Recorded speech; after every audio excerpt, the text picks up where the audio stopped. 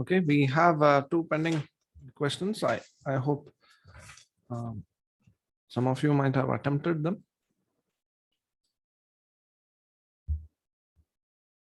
Hope you are able to hear very clearly without any disturbance. Yes, sir.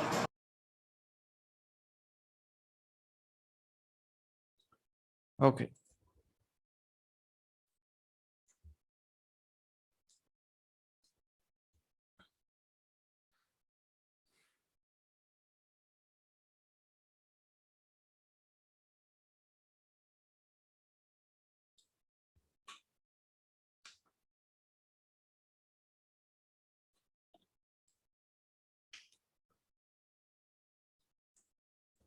This is the question.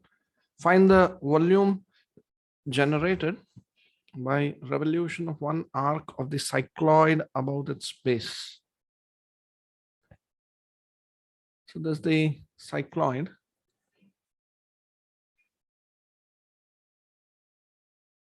Just one arc.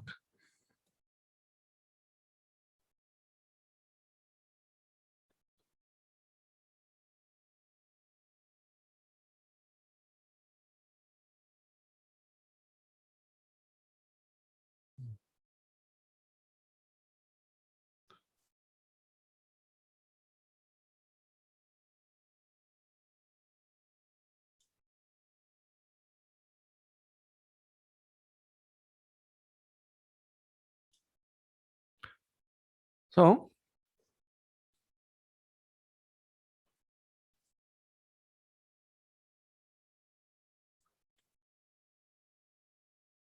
now y will be 0 at y will be 0 whenever cos theta is equal to 1. That is theta equal to 0, theta equal to 2 pi, theta equal to 4 pi, so on.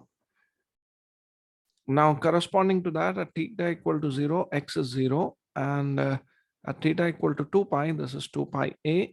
So this is 2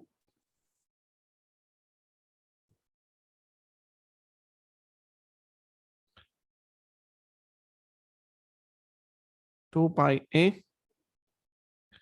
This is 0. This is 4 pi a.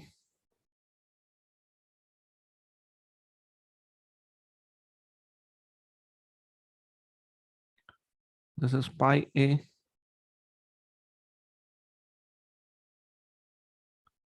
This is 3 pi a.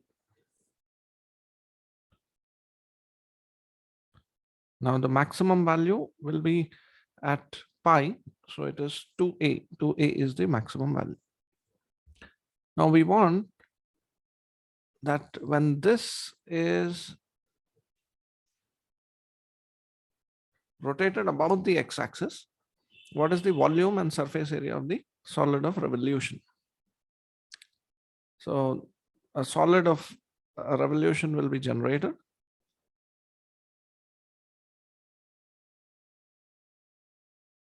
So for this, we just need to integrate this portion.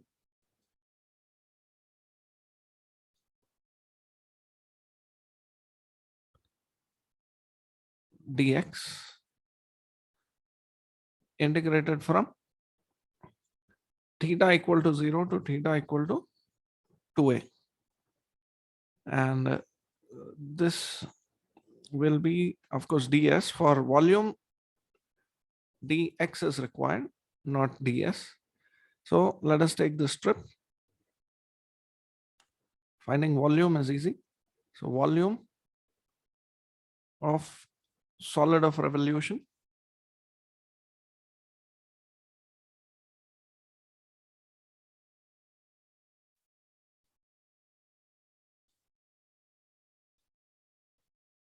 this volume is equal to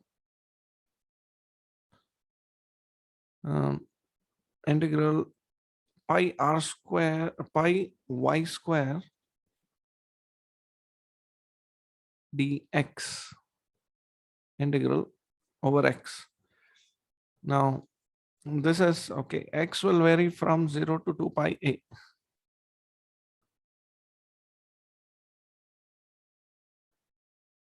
of one arc here. Now, this is integral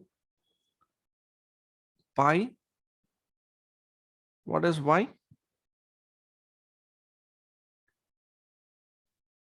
A into 1 minus cos theta. And now, what is dx? X is this.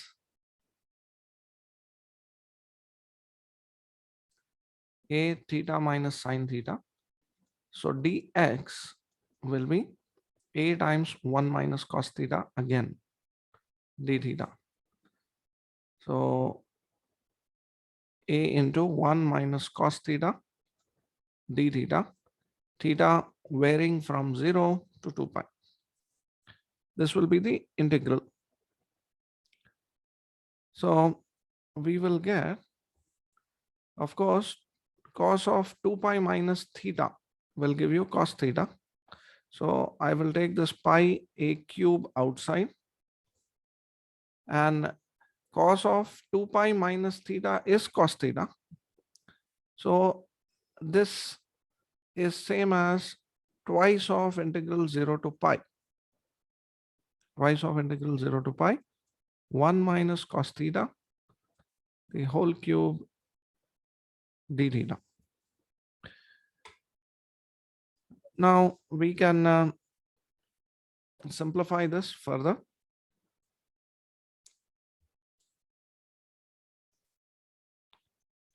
Two pi a cube into 0 to pi.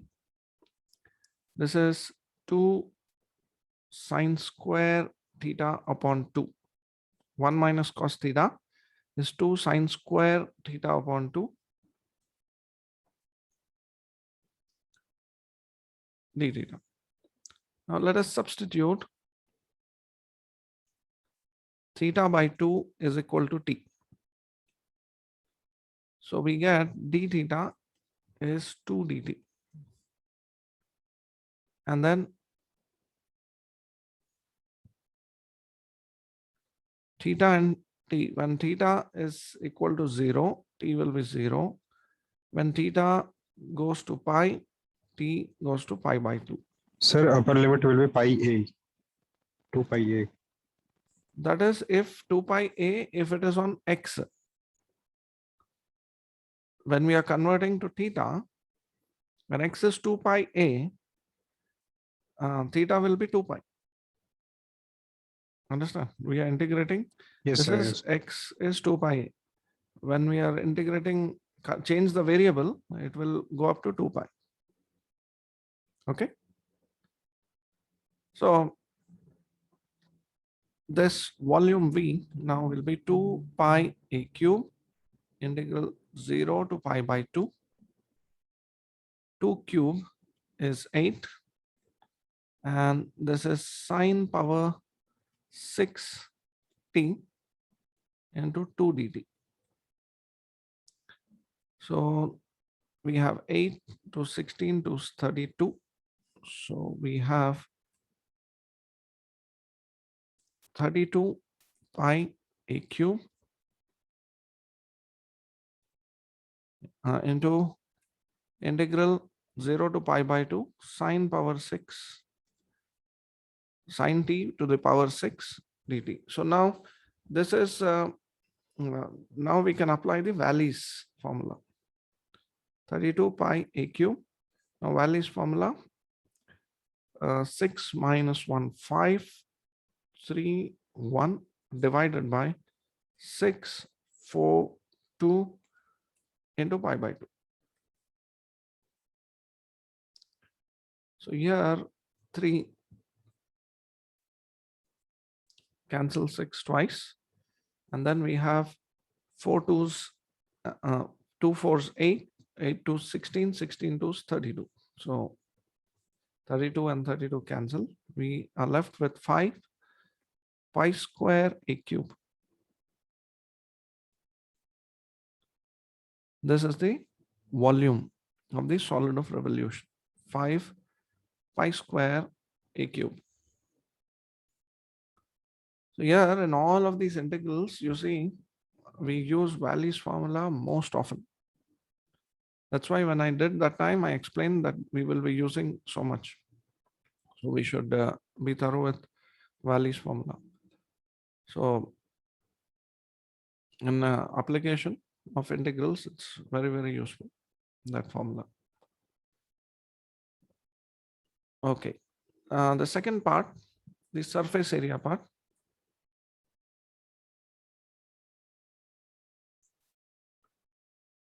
So surface area S of the solid of revolution is 2 pi y ds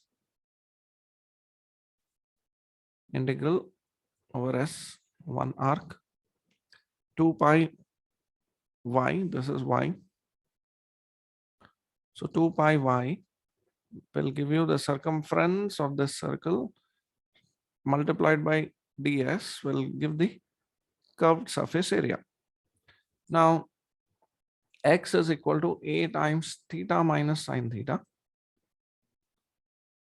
So dx by d theta and y is equal to a into 1 minus cos theta.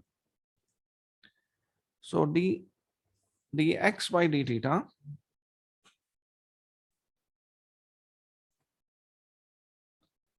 is a into 1 minus cos theta, and dy by d theta is equal to a into sine theta.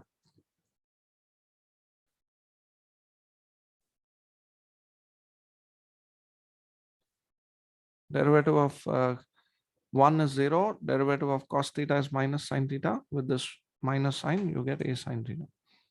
Now, when we convert to a parametric integral, we will get integral 2 pi a into 1 minus cos theta, that is y, into under root of dx by d theta, the whole square, plus dy by d theta, the whole square, d theta. So ds, parametrically, it converts to this. So this is on theta. So now let us take this 2 pi a common out of the integral, and theta varying from 0 to 2 pi, 1 minus cos theta, under root of a square into 1 minus cos theta, the whole square, plus a square sine square theta d theta.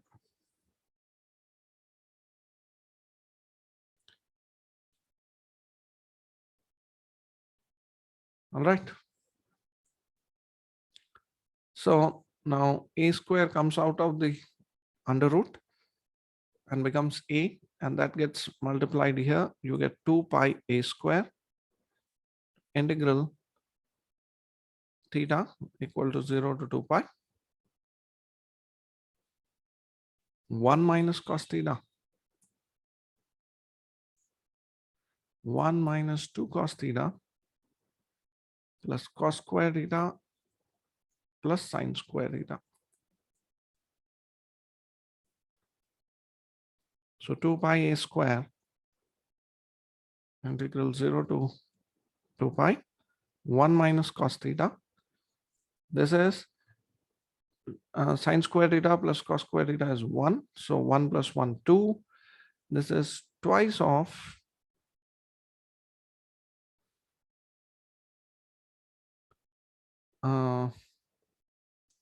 this will be twice of 1 minus cos theta.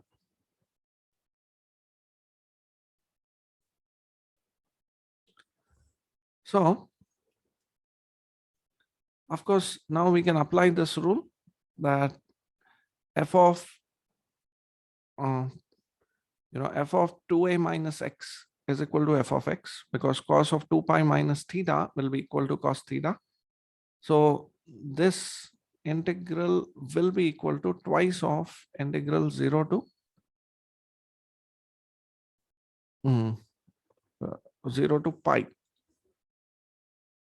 twice of integral 0 to pi under root 2 and 1 minus cos theta to the power 3 by 2. Now, this is 4 pi a square into under root 2 times integral 0 to pi. This will be 2 sine square theta by 2, the whole power 3 by 2.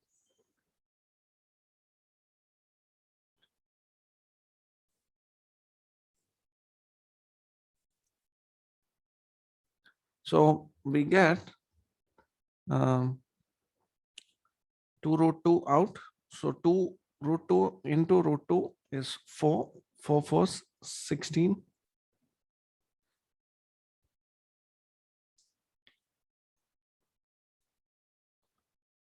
Sine cube theta by 2 d theta. Now again, using theta by 2 is equal to t, d theta is equal to 2 dt. We will get 16 pi a square to integral 0 to pi by 2 sine cube t into 2 dt. So we have 16 into 2, 32 pi a square into, now apply Valley's formula for sine cube, 3 minus 1, 2 divided by, so we don't go up to 0, 2 minus the alternative, we stop at 2, that means multiplied by 1 itself. And then 3 into 1. So we get 64 pi a square upon 3. So 64 pi a square upon 3. So this is the surface area.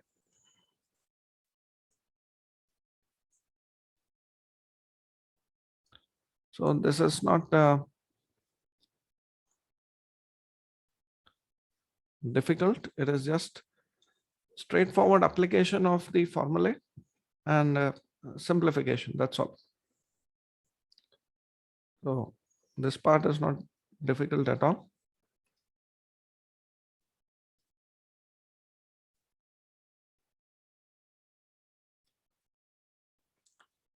So this was question 5. This was on parametric integration of the cycloid. Now let us do the next one.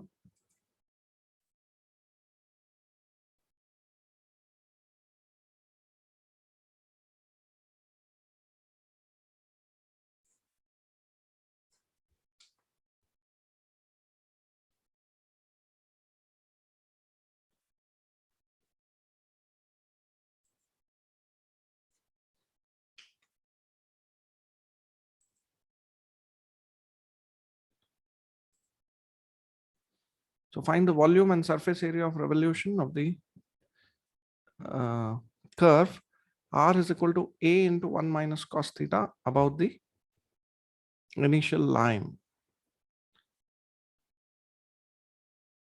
How many of you have solved this?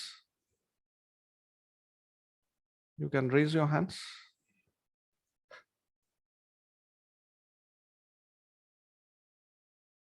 Okay, no hand raise.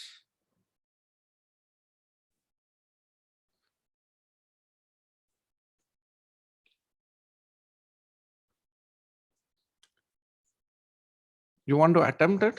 You can go along with me.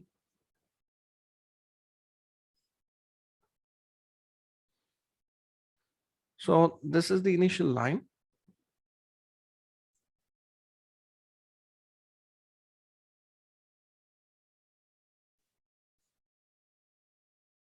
Now this will be a perpendicular line, let us say.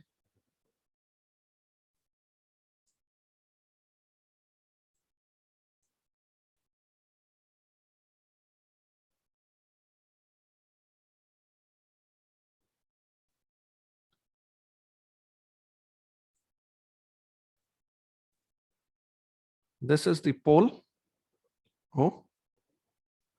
Initial line will have theta equal to 0, theta equal to pi by 2, theta equal to pi, or theta equal to minus pi if we go like this, minus pi to pi, and then theta equal to minus pi by 2. Now, as when theta equal to 0, r is 0. Yeah. And when now as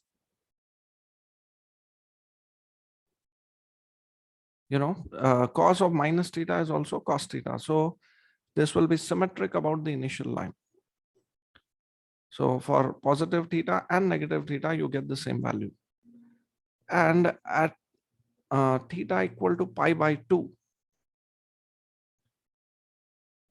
cos theta will be 0. This will be equal to A.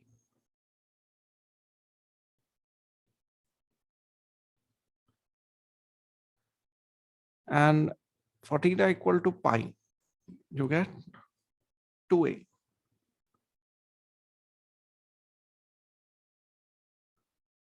And theta equal to minus pi by 2, again you get A.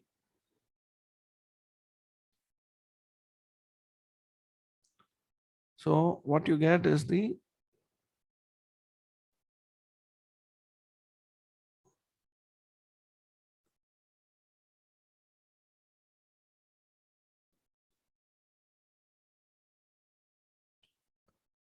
cardioid.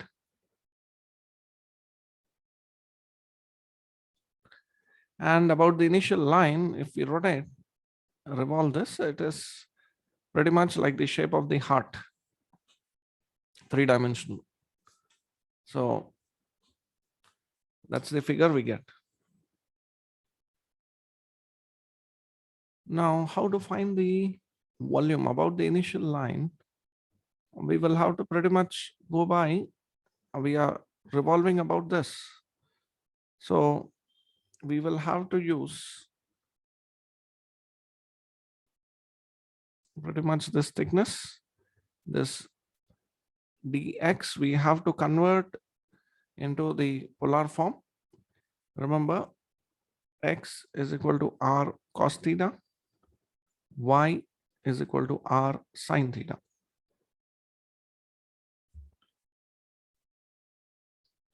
X equal to r cos theta and y is equal to r sin theta.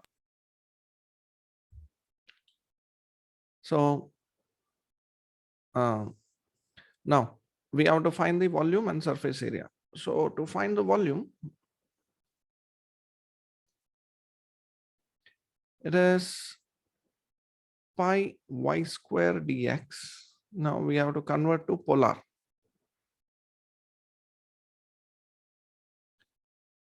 So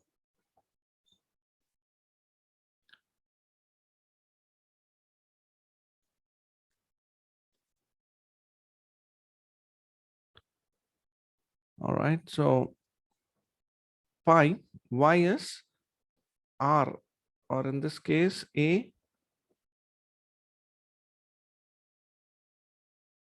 Okay, this is a, this is a, this is minus 2a. No, there will not be a minus sign at all in polar coordinates. It is 2a. The r is 2a. So now we will have to substitute like this, pi y square dx. Now this will be pi y square dx by d theta. Let us resolve this one first. So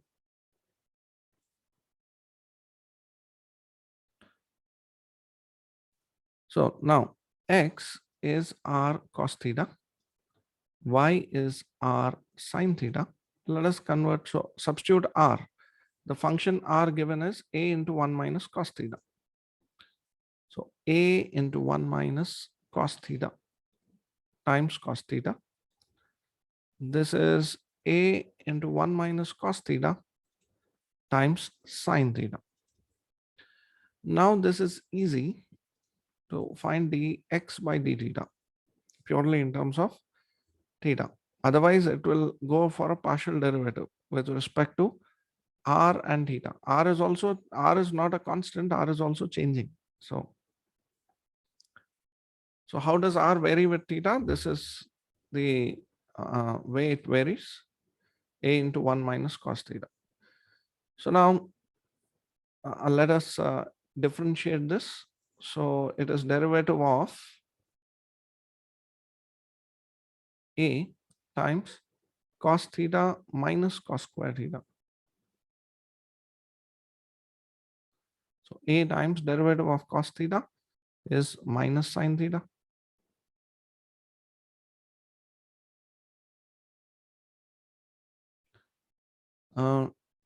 Minus 2 cos theta sin theta into derivative of cos theta is minus sin theta.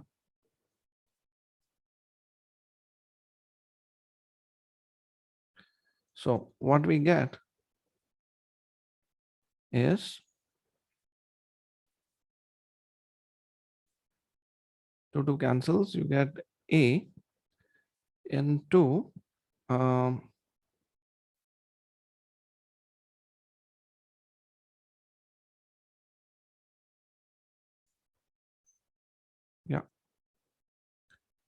A into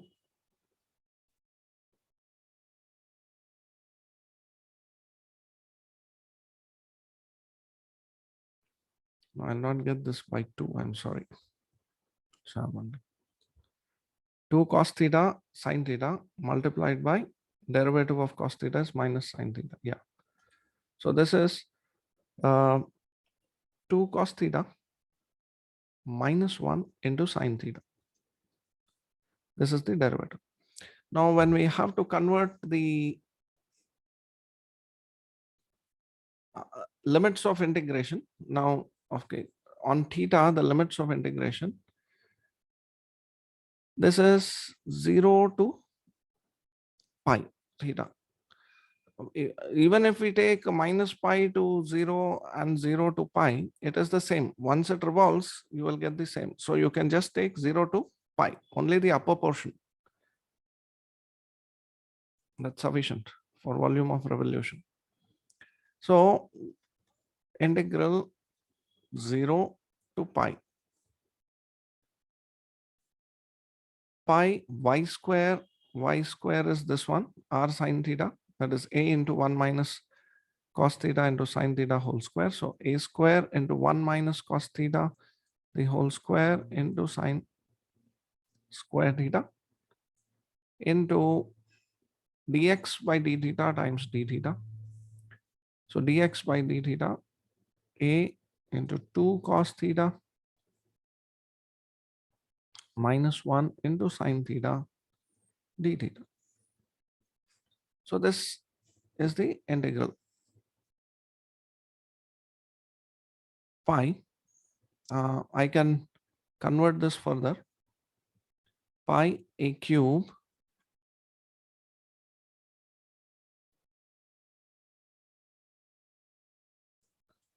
zero to pi. See how I change this now. 1 minus cos theta. I can convert this to, of course, valleys, but you can try that one. I will not do valleys. I will do other simplification. I'll write the sine square as 1 minus cos square theta into 2 cos theta minus 1 into sine theta dt. I will put substitute cos theta equal to t.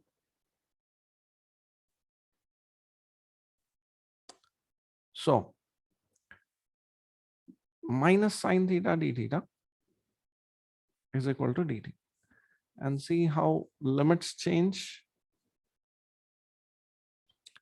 When theta equal to 0, t will be 1. When theta equal to pi, cos pi, t will be -1. So this volume is pi a cube into 1 to -1, 1 minus t the whole square into 1 minus t square into 2t minus 1 times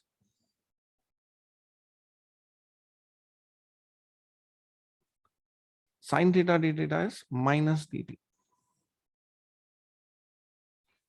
Okay, one we will, right now it is neither odd nor even type function. So of course, change the limit from -1 to 1, omitting this sign. Now we can expand and simplify this one. This is just a simple algebraic expression, 1 minus 2t plus t square times 1 minus t square into 2t minus 1 dt. So when we try to simplify this, so 1 minus 2t plus t square and then minus t square. So plus t square minus t square cancels. So t square term will get cancelled. 2t term is minus 2t. Then t square terms cancels. Then let us say t cube term. Okay, we can just simplify it. 1 minus 2t plus t square.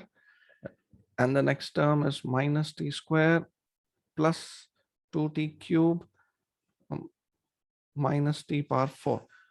So this cancels. So we are left with minus 2t plus 2t cube minus t power 4 times 2t minus 1 dt. Again, multiply that.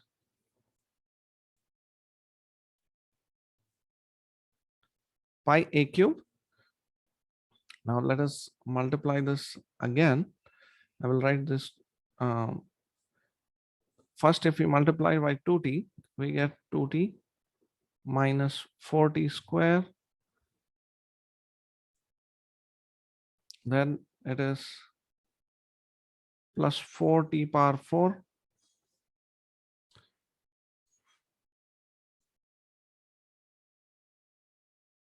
minus 2t power 5.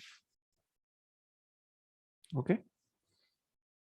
Then multiplied by -1, you get -1 plus 2t minus 2t cube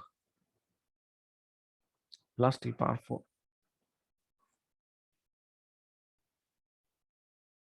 So together we will get -1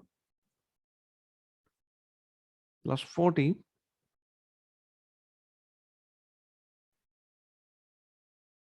then minus 40 square,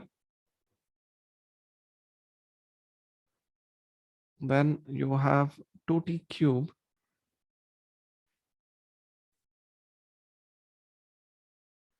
then we have t power 4 plus 5t power 4 minus 2t power 5 dt.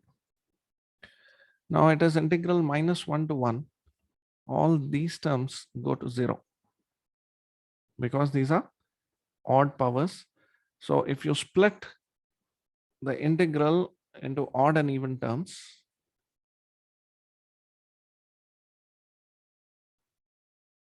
-1 minus 40 square plus 5t power 4 plus -1 to 1, 4t minus 2t cube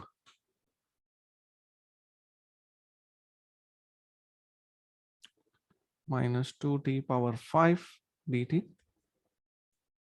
So this is even function, this is odd function. So this goes to 0. This integral goes to 0. So we have pi a cube into twice of integral 0 to 1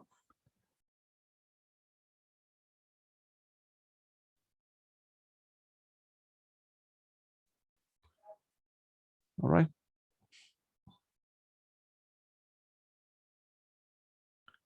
So this is 2 pi a cube into minus t minus 4t cube by 3 plus 5t power 5 upon 5 from 0 to 1. So we are left with 2 pi a cube into minus 1 minus 4 upon 3 plus 1.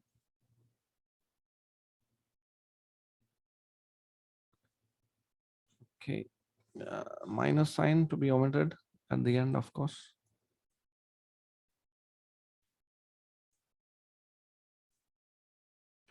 So if you omit the minus sign, or maybe this is plus, no, it's minus 40 square.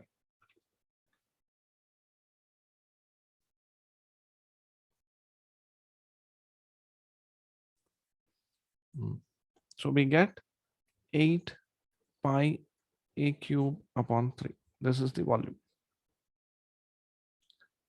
We can, of course, do this the way I converted the integral. I just used the common substitution. We can convert it here. I could have converted it into 2 parts and split to get this equation in Valley's formula kind of equation. So it's all just a simple substitution and skill of solving the integral. That's it.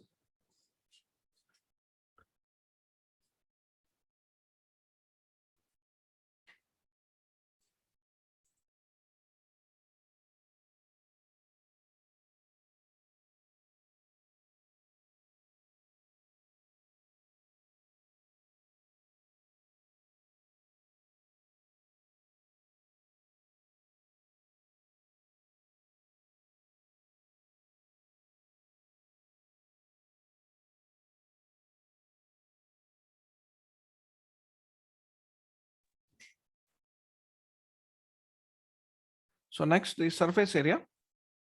I think I will just do partially. I will not do fully. I'll leave that to you. I will just do a partial.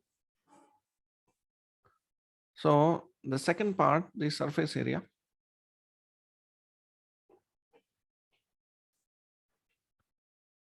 Is again 2 pi y ds integral. Now ds 2 pi y, this will be under root of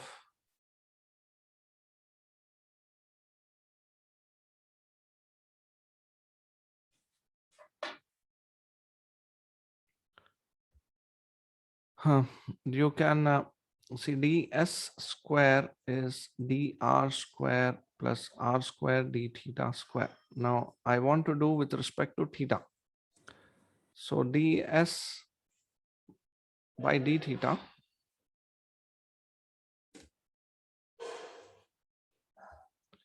so ds by d theta will be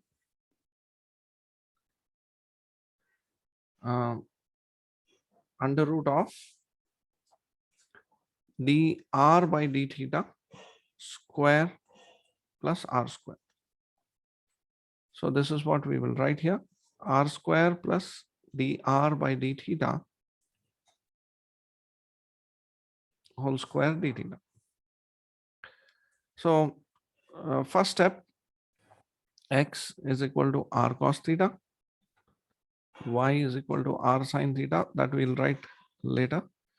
We have r as a into 1 minus cos theta. So ds is under root of r square plus dr by d theta the whole square d theta. So r square is a square into 1 minus cos theta the whole square plus dr by d theta is a times 1 minus cos theta. The derivative is sine theta. So a sine theta. So a square sine square theta d theta. Taking a common, we will get 2 minus 2 cos theta, which is under root of 4 sine square theta by 2 d theta. Now depends on the integral. This is 2a, depends on the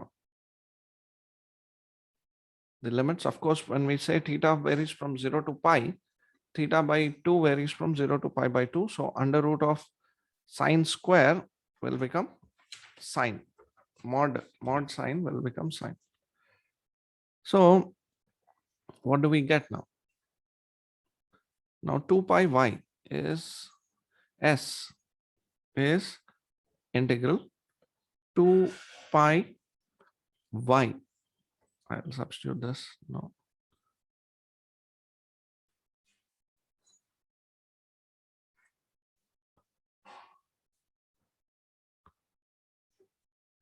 This is integral 2 pi y is r sine theta, and r is a into 1 minus cos theta times sine theta. So a into 1 minus cos theta times sine theta into 2a sine theta by 2 d theta. Theta varies from 0 to pi. Okay, let us take 4 pi 4 pi a square outside.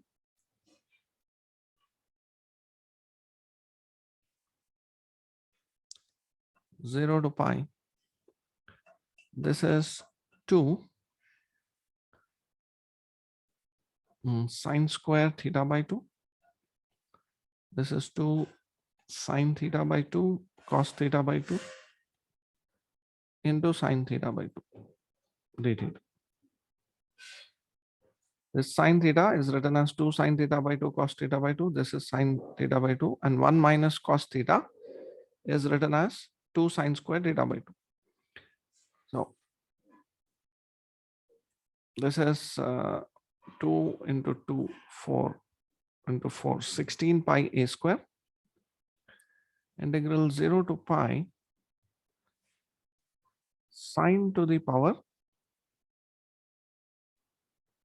1, 2, 3, 4. 4 theta by 2 cos to the power theta by 2 dt. Of course, here itself we can directly integrate because this is derivative of sine theta by 2. So if we substitute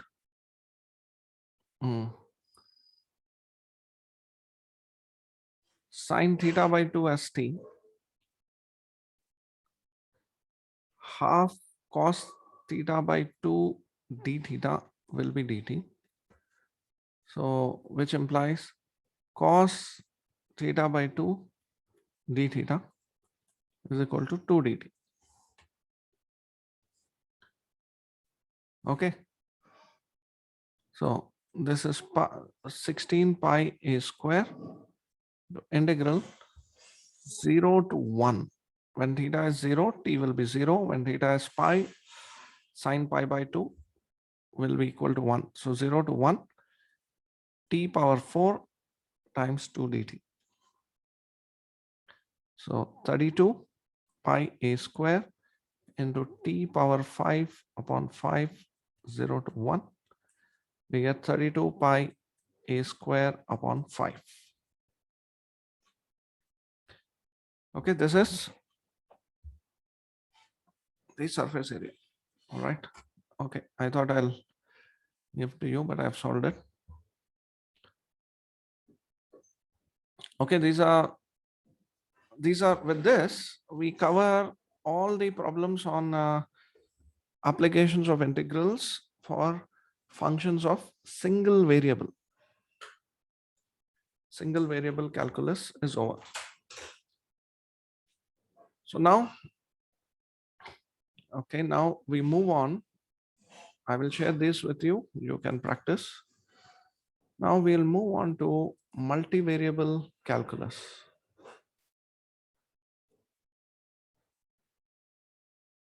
Okay, this is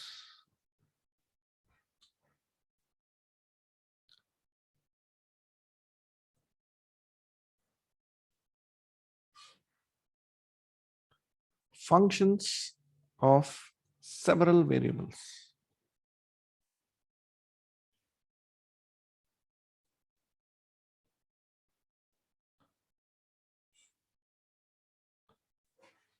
Okay, and the topic is, we also call this as,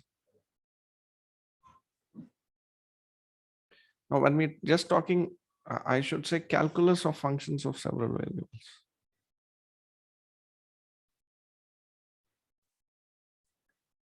So we call this as multivariable calculus or multivariate calculus.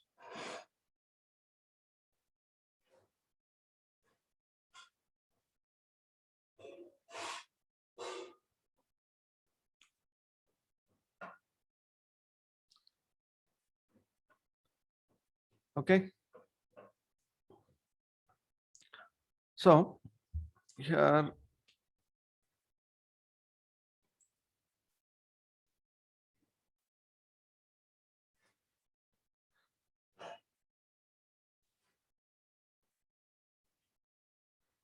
so we'll discuss the definitions.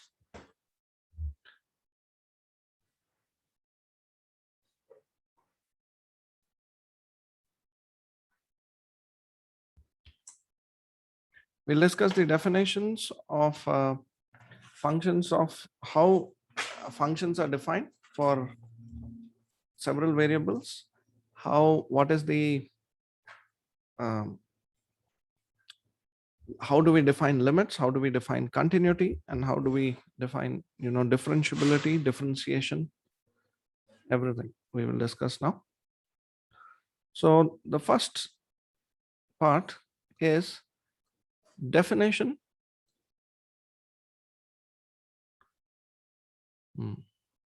of function of two variables. Generally, even two variables covers a lot, like area, volumes of figures, volumes of and what the mensuration problems that we have, pi r square L, 4 by 3 pi r square, that is of course sphere is single variable, but they are like length into breadth, they are two, so on. Now this is of course definition of two or three and several variables. Now let us look at that. Now if a dependent variable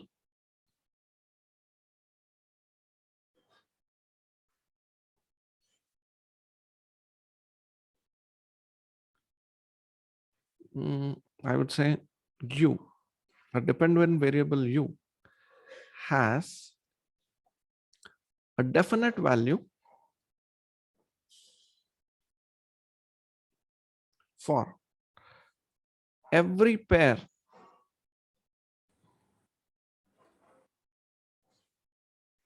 of values of x and y, then u is called as a function of two variables x and y.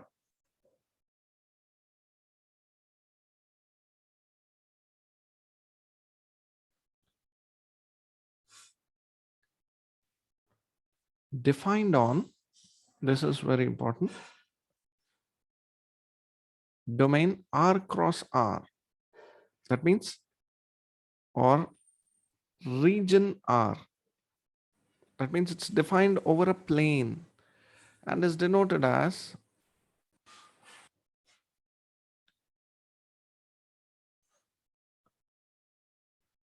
U is f of x comma y on region R. So this is a definition of function of two variables. Function of three variables. Okay, I will make it as a general function of several variables.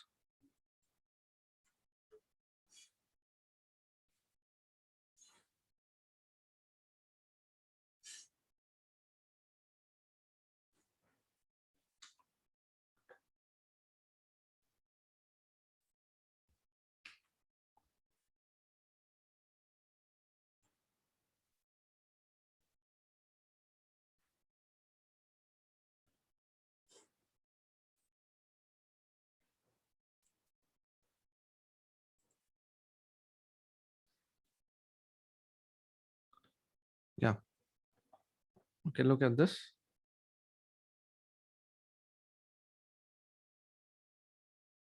This is definition one of two variables. If a dependent variable u has definite value for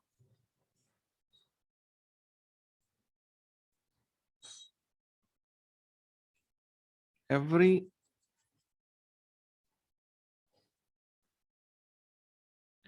set of values of x1, x2, xn, then u is called as the function of n variables.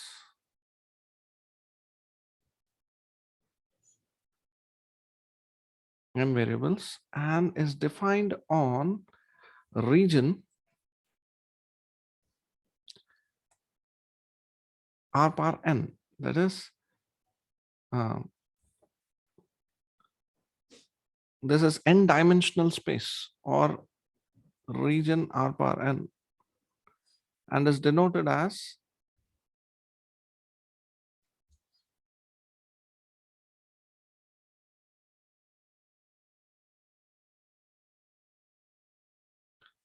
f of x1, x2, xn on R power n. So this is a general definition. Of course, we will wait. We will do only two variables most of the time. Function of two variables. So, but this is the definition in general. So examples like suppose we have say volume of a cylinder. Example.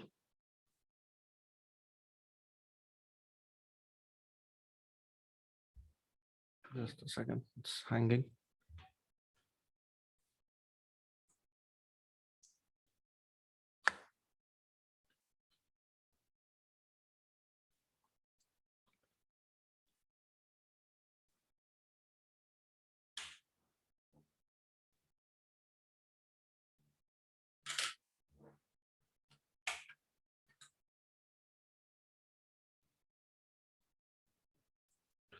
Now, if you have volume of a cylinder,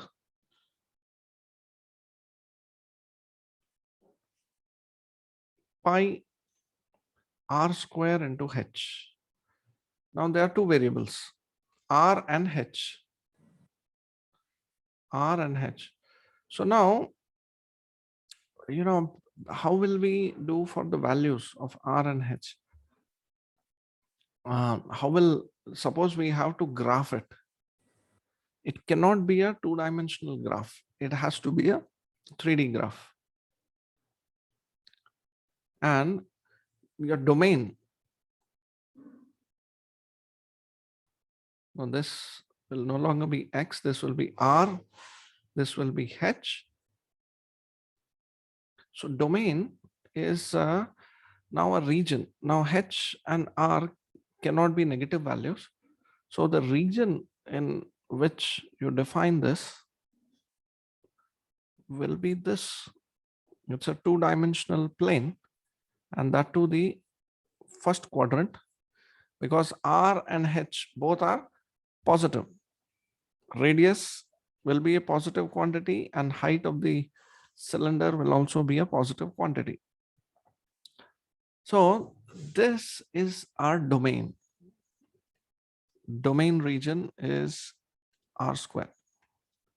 It's a plane. Domain is no longer a simple horizontal line. It is a plane. So when we have to plot it now for different values of R and H, your the graph will change. So the graph will vary from R and H. Let us try to visualize this. So same is the case for many other functions.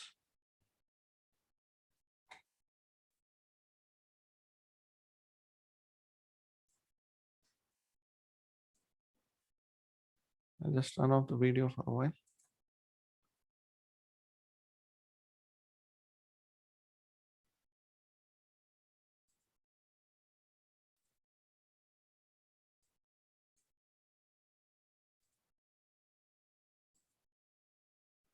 Okay.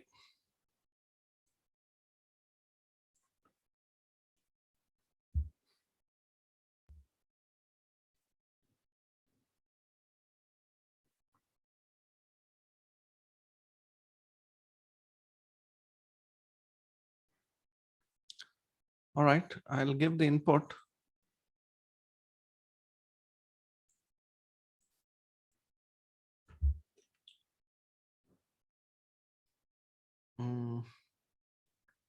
Pi times R square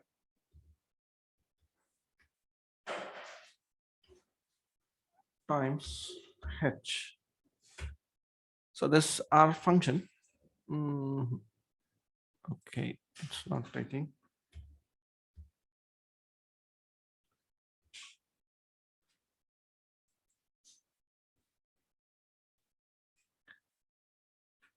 It's not taking two values. I'll have to introduce one more.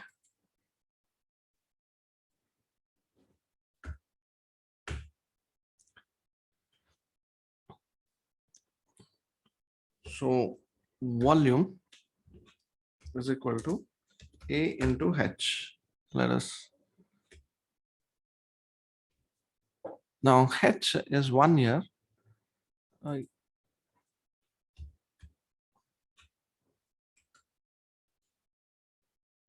Let me try here.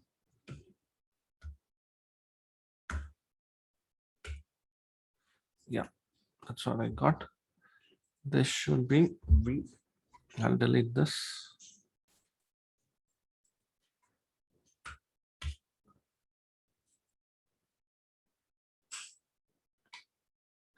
So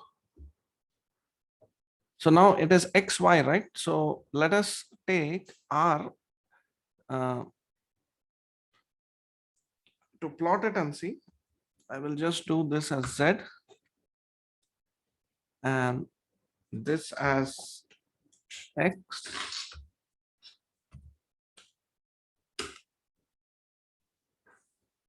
and this as Y.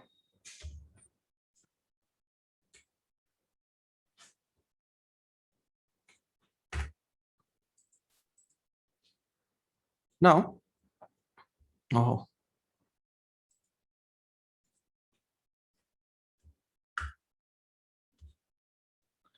this is Y.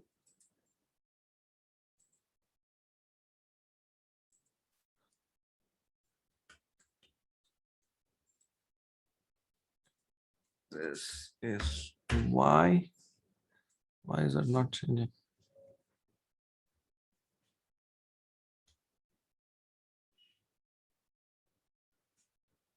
Okay, it is just showing Y equal to 1 as a line. Uh,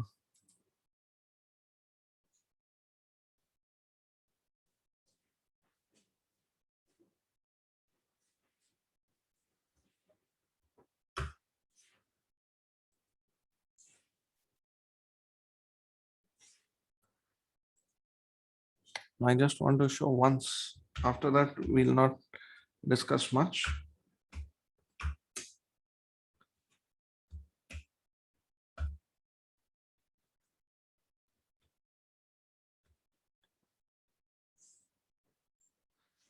The way it was, that was right, actually.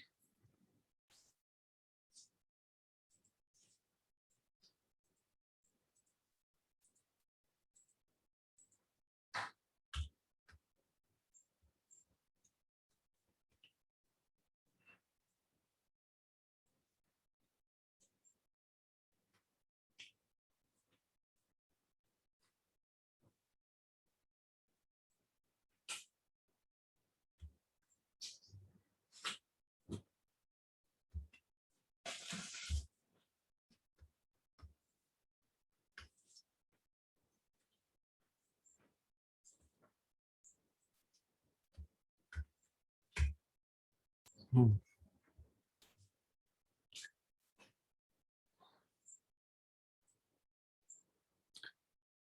How to assign? Yeah.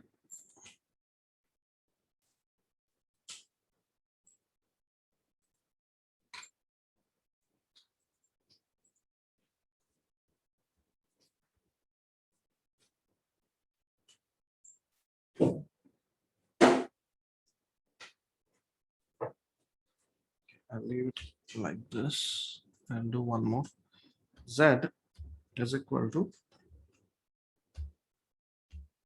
pi.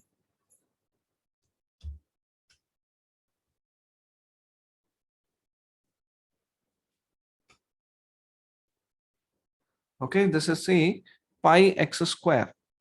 Z is pi x square. You can see the curve. It's a surface area that is developed times y.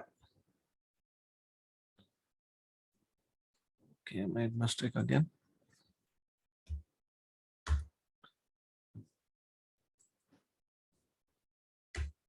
Yeah. Wow. So see the curve, how it is changing. I can rotate it. This is the curve. Of course, both for XY, we will take only one region.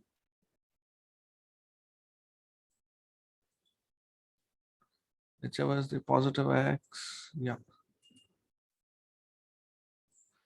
Just a second.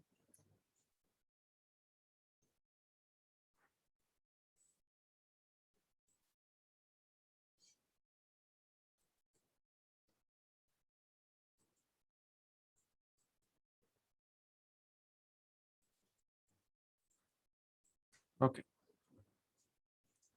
So in one quadrant, just the positive X and positive Y quadrant. This is X, this is Y. So we'll get only this curve. All right. So I'm just giving you a picture of how the curve will be. So this is our curve. And as X and Y keeps increasing, the value of Z will keep increasing. So this is the curve. So we can of course put a restriction for X lying between 0 and so there's a visualization on 3D. Okay, I just wanted to give you a feel. So the domain will be an area,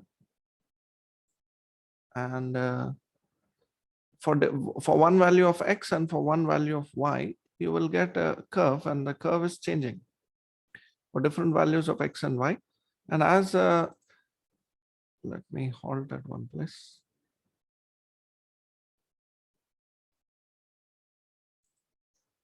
Yeah. This is X, this is Y, this is Z. Right hand thumb rule.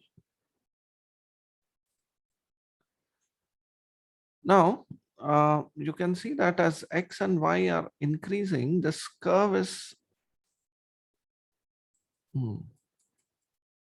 it is not that it is on X axis. This curve is bending completely. It may be that, X and Y, this is X, that is Y. So if X value is 1, Y is 0, volume is 0. If X value is 2, Y is 0, volume is 0. So the curve lies on this. But as X is increasing and H is also increasing, that is Y is also increasing, then you go towards this region inside. As you go towards this region, the volume increases. So more you go towards inner region, the volume increases. So if you move towards this region here, the volume will go to infinite. It is not able to show this in this three-dimensional curve. Okay, that's all. I just want you to get a feel. I'll not spend more time on 3D graphing. So functions of two variables, our graph will not be able to visualize on a two-dimensional plane. That is the fundamental thing that we need to know.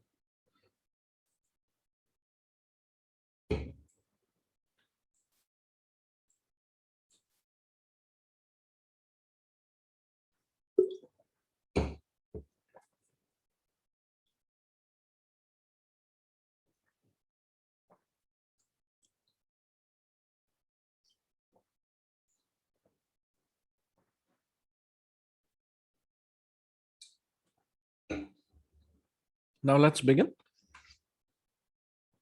Now we will start limits of function of several variables, function of two variables. We'll begin with concept of limit.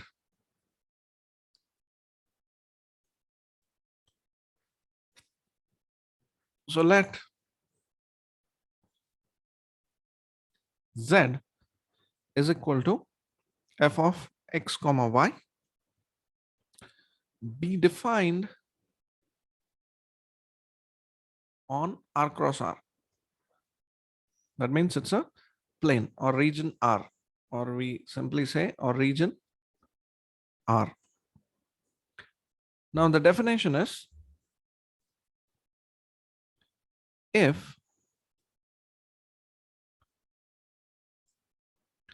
corresponding to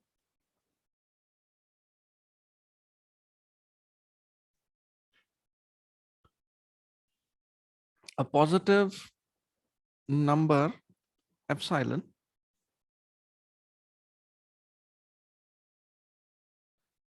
there exists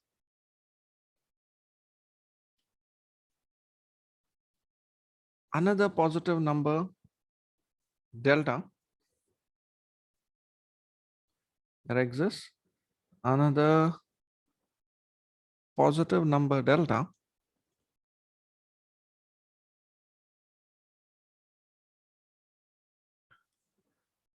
such that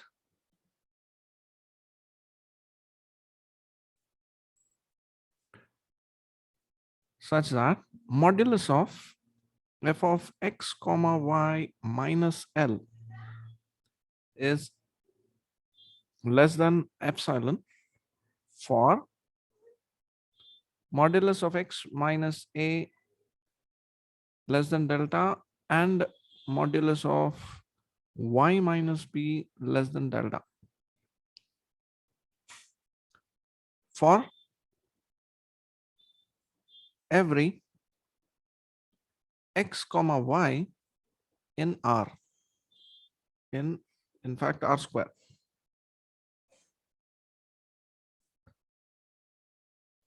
Then we say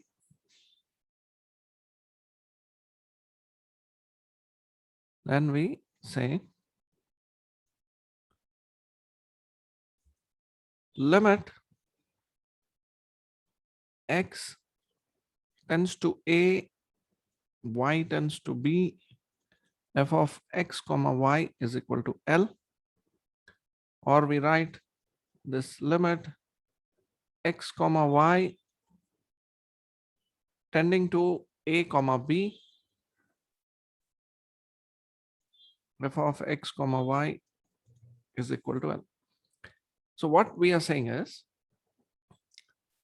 if the point, if we are in the neighborhood, this concept of neighborhood which I had explained, if we are in the neighborhood of the point a comma b,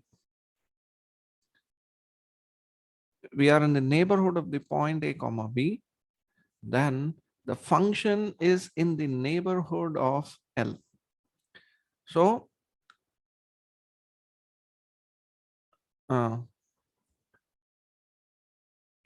as delta, if we are in the delta neighborhood of a comma b, function value is in epsilon neighborhood of L.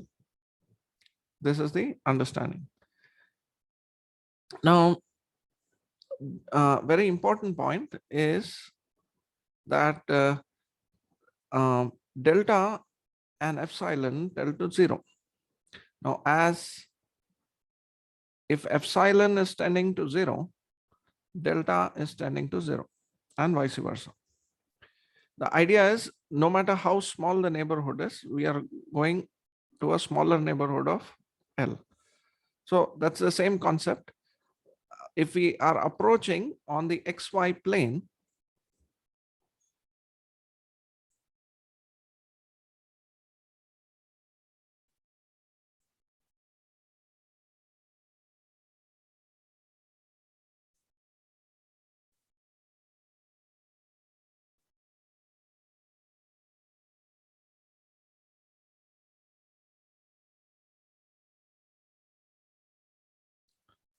okay.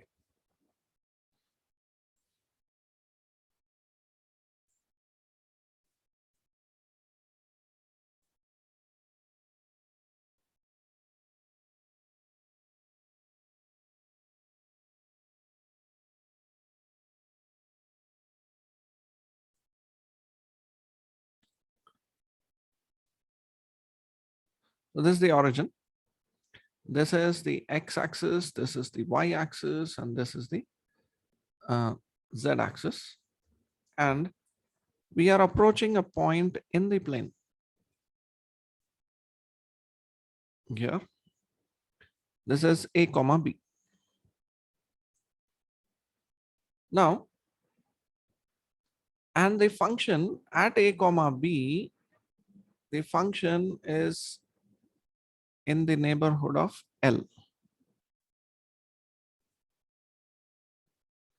Okay, this is the point. All right. Then we say, now the curve can be a three-dimensional curve. Now, how to approach the neighborhood? Now, if we see how the neighborhood will be for, let us see the XY plane, not the Z plane, not the three-dimensional plane. We just observe the XY plane. This is the point a comma b. Now, this point a comma b. Now, a minus delta, a plus delta.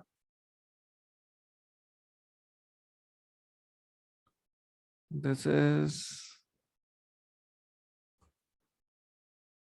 a minus delta, a plus delta. This region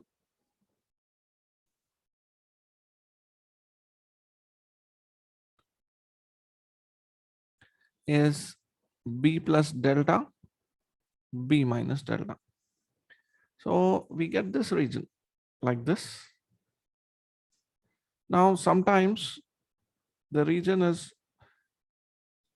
also approximated to, now if we write this, this is modulus of a less than delta, modulus of, sorry, x minus a less than delta, modulus of y minus b less than delta. So this region is the neighborhood.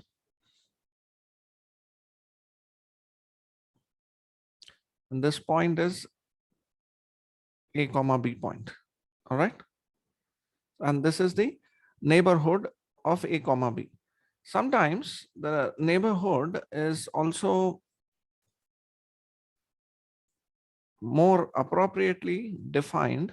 Instead of having a rectangular neighborhood, the neighborhood is defined in terms of a circle.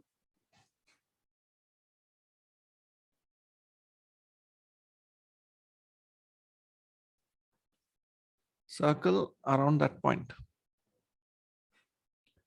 Okay, this center of the circle. So this is the neighborhood region. The center of the circle is the point A comma B. And we denote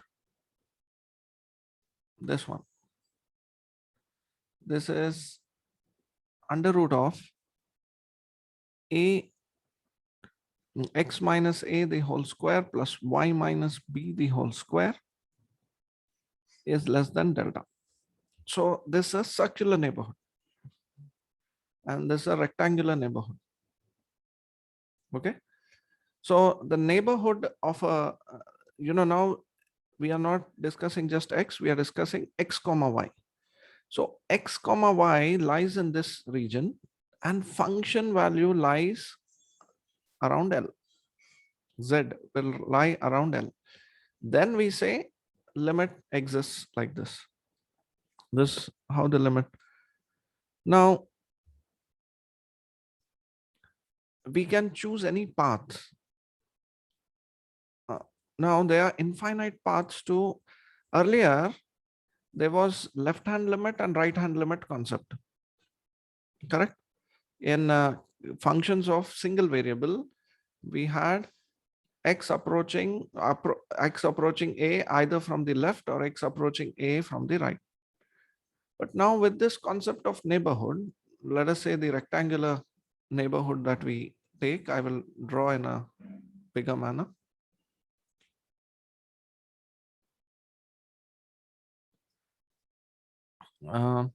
This is the point A comma B.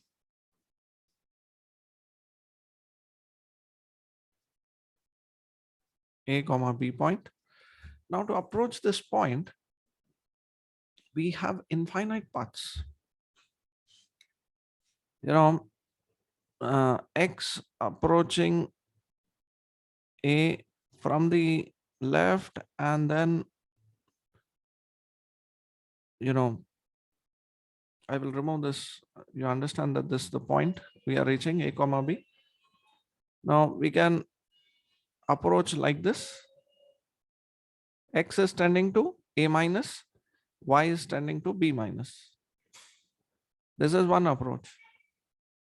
Okay. And this is same as this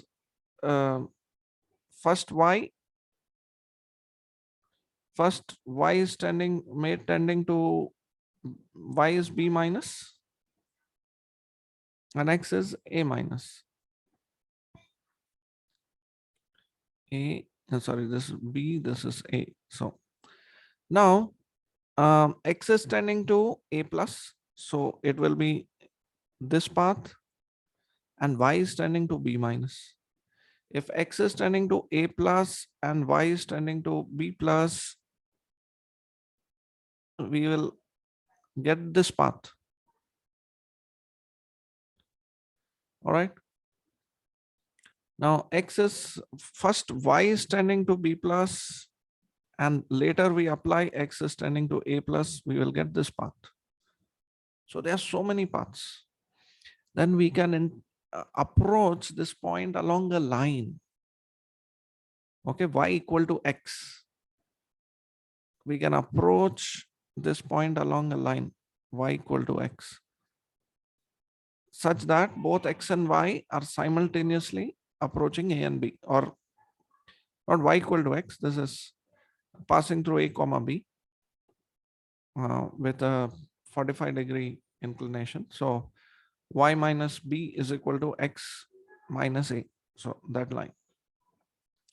And we can approach this way. So there are infinite paths to approach this point. So no matter which path we choose, no matter which path we choose, the function value should stay around L. That is the concept of limit. So if we take one path and it is valid for all paths in most cases, so then we conclude that the limit exists. Now, properties of limits. Let us do that within limits.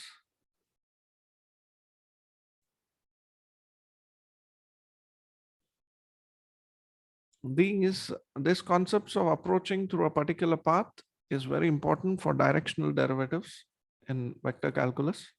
And even here, we will see this. So properties of limits.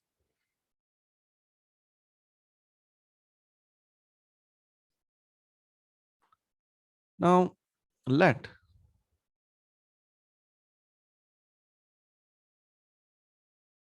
limit x tending to a, y tending to b, f of x comma y be equal to L, and limit x tending to a and y tending to b, g of x comma y be equal to m. Then first limit x tending to a, y tending to b, f of f plus or minus g will be equal to L plus or minus m. So addition of two different functions will lead, and the limit tending to particular value a comma b. So the combined limit tends to the sum of the individual limits, and same limit x tends to a, y tends to b, f multiplied by g will give you L multiplied by m. And limit x tends to a, y tends to b, f upon g will be equal to L upon m, provided m is not equal to 0. Otherwise, limit is not existing. Now, existence of a limit, very important.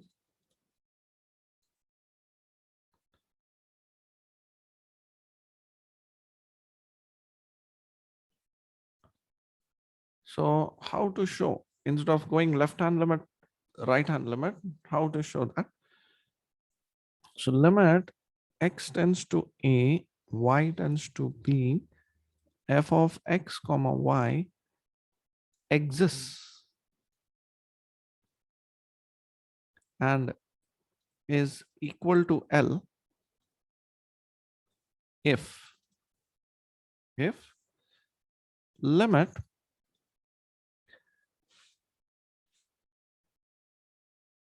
of limit x tends to a of limit y tends to b, f of x comma y is limit y tends to b, limit x tends to a, f of x comma y is both are equal and is equal to L. So this is the way we find the existence of limits. If this is double if, that means not just forward statement is implied, the converse reverse statement is also implied if we say this. So now, so first I apply the limit on y tending to b. Now it can be minus b plus b. This has to exist. If it exists, at first step itself, it can go. If it exists, and then after that, we put x tending to a. if that is equal to, first we apply limit on x and then apply limit on y. If both are equal, then we say limit exists. So this is the way to prove the existence of a limit. Same about continuity. If limit exists and is equal to the function value, that's all. So definition of functions, definitions of limits, and this about continuity.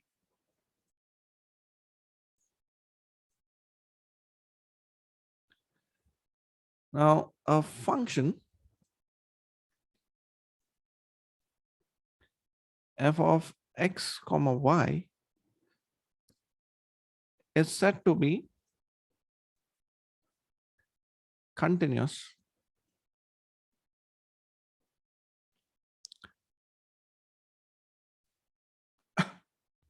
at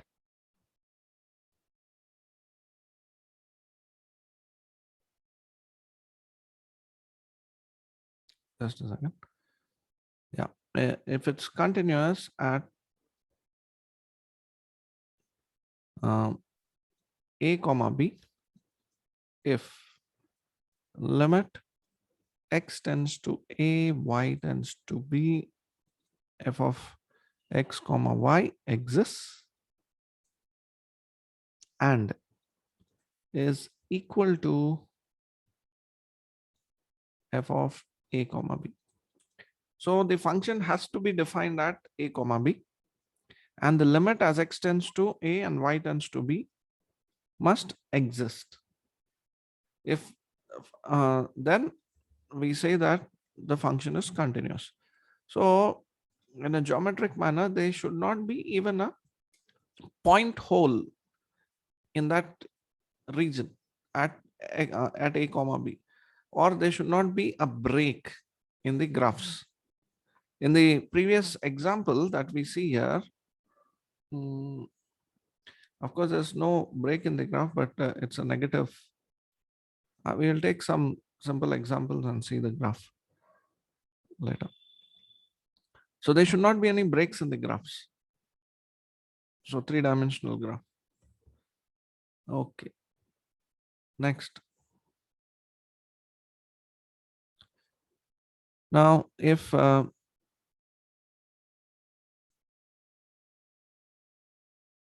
f of x comma y is continuous at every point of region R, then region, I would say, okay, region R means R square in this case. If, and then f is said to be continuous on region R. So continuous function means at every point. This was continuity at a point. This is continuity at on the region. So f will be said to be a continuous function. Now, if f and g are continuous,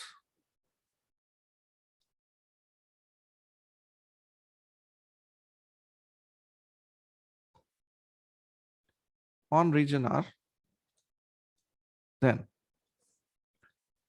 f plus or minus g, f into g, and f upon g, where g not equal to 0, are all continuous on R. So this is about limits and continuity. We'll do some problems now.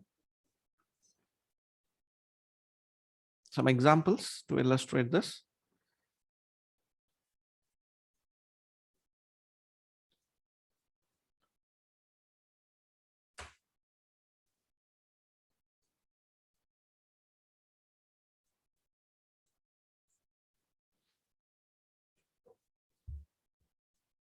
This is an easy one.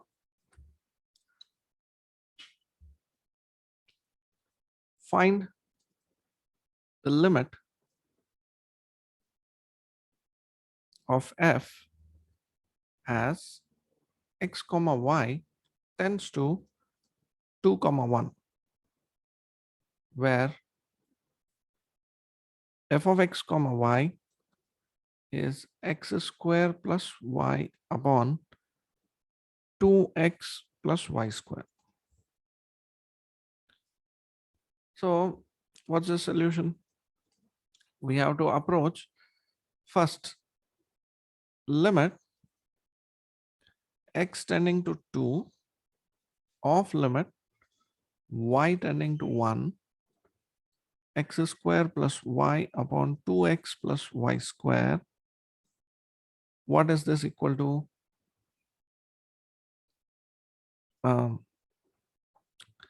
Limit x tends to 2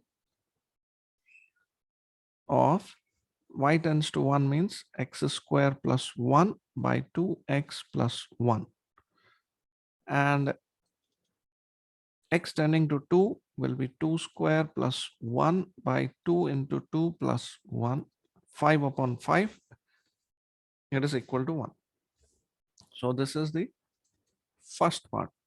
The second one is limit y tending to 1 of limit x tending to 2 x square plus y by 2x plus y square.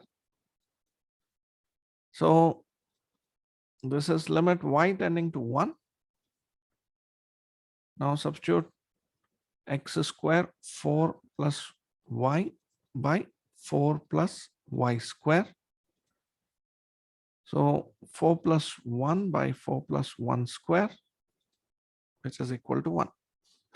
So since both the limits are equal,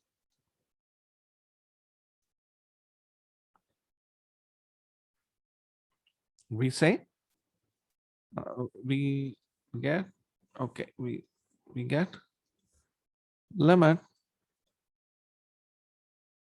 x tending to 2 y tending to 1 of f of x is equal to 1. Now we may say, is that possible that the limit does not exist? Yes, there are possibilities that the limit does not exist. So there are two approaches. Let us, I'll do this by two approaches. The second question,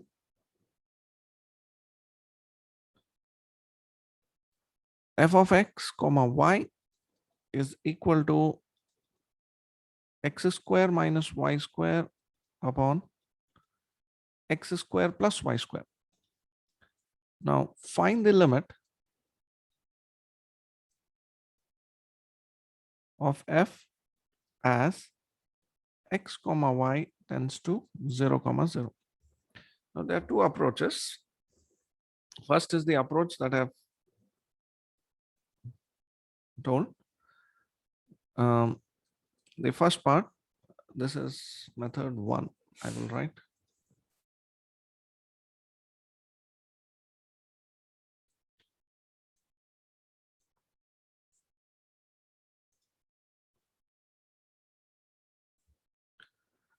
limit x tends to 0 of limit y tends to 0 x square minus y square by x square plus y square.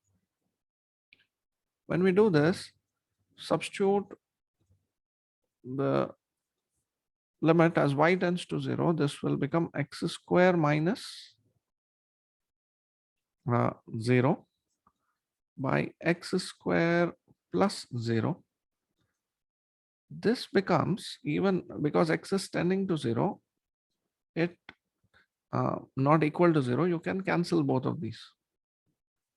You will get plus 1. So limit value is 1. However, when we do the reverse, limit y tending to 0 later, first we'll apply limit x tending to 0 inside. x square minus y square by x square plus y square. We get limit y tending to 0, 0 minus y square by 0 plus y square.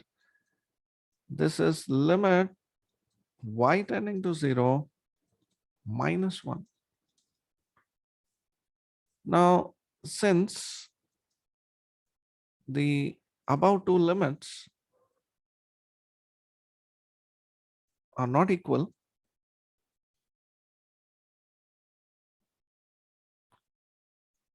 the limit does not exist.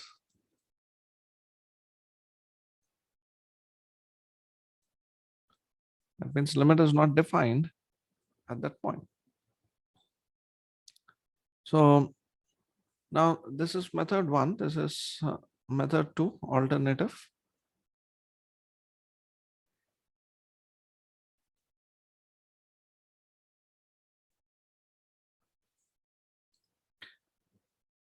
Now let us do this. Let x comma y tend to 0 comma 0 along the line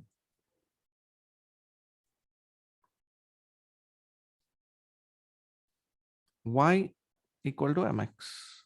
If it was a comma b, you will have to use y minus b is equal to m into x minus a. Now it is about it is both are going to 0. So along this line. Now for various values of m, for all values of m, this should satisfy. If this does not give for any value of m, you should get the same limit. Now, if we are going along this line, now how do we evaluate limit? Limit x tends to 0, y tends to 0.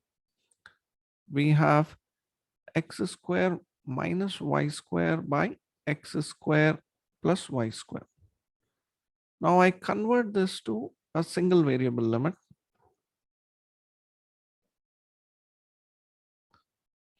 X square minus m square x square by x square plus m square x square.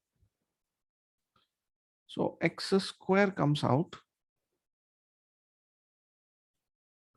1 minus m square, 1 plus m square. So x can be cancelled, and when we apply the limit, we'll get 1 minus m square by 1 plus m square. Now this is not independent of m. This is not independent of m. For different values of m,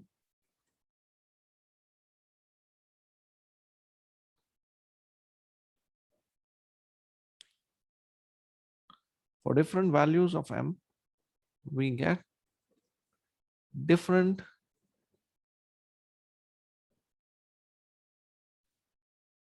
values of the limit.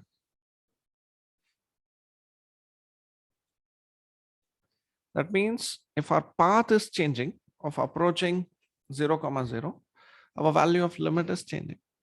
So we say limit x comma y tending to 0 comma 0, f of x comma y does not exist.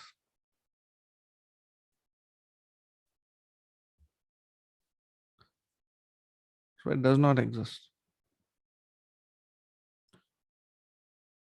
Okay, so these are some points. I have a certain set of questions which I'll give you. I will do some things that are not repetitive. I'll discuss continuity. Okay, we have same. I'll share this with you. You should solve these problems for practice. they're different. You can approach different lines. Okay, different, y equal to mx is the best form. The method that I've shown you is this form. Of course, if you are approaching along the y-axis, m goes to infinity. That we have to ensure. We can write m as 1 by n, as n tends to 0. So x we can replace by ny. That also we can do. Or we can take that m goes to infinity. That case also we can take. Okay. Let us do this. One more question on the different path before I go to question on evaluate. Before I go on to continuity, evaluate limit x tends to 1, y tends to 1, x into y minus 1 by y into x minus 1. Evaluate this limit. So I'll give you time, 2-3 minutes to find out. Do by either of the method.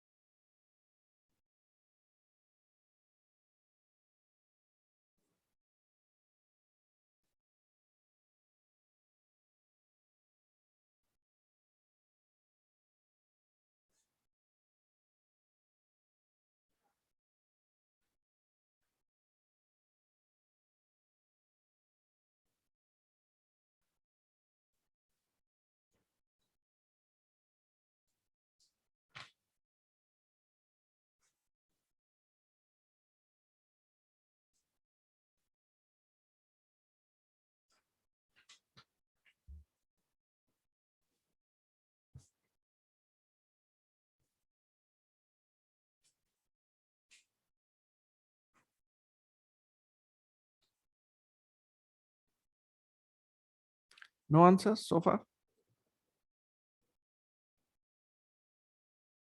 Very simple. The approach is very simple.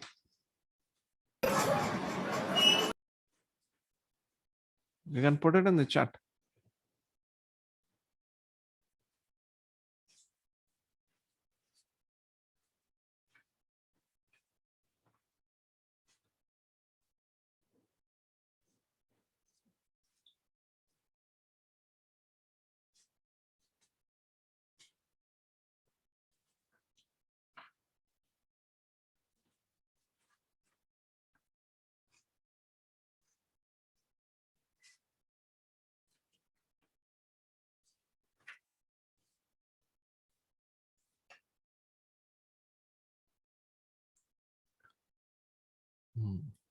Yeah, it does not exist. It depends on m, so it does not exist. So if we do first, let us do when x, first y tends to 1. When y tends to 1, we will get x into 0 by 1 into x minus 1. So this will become 0. This limit will become 0.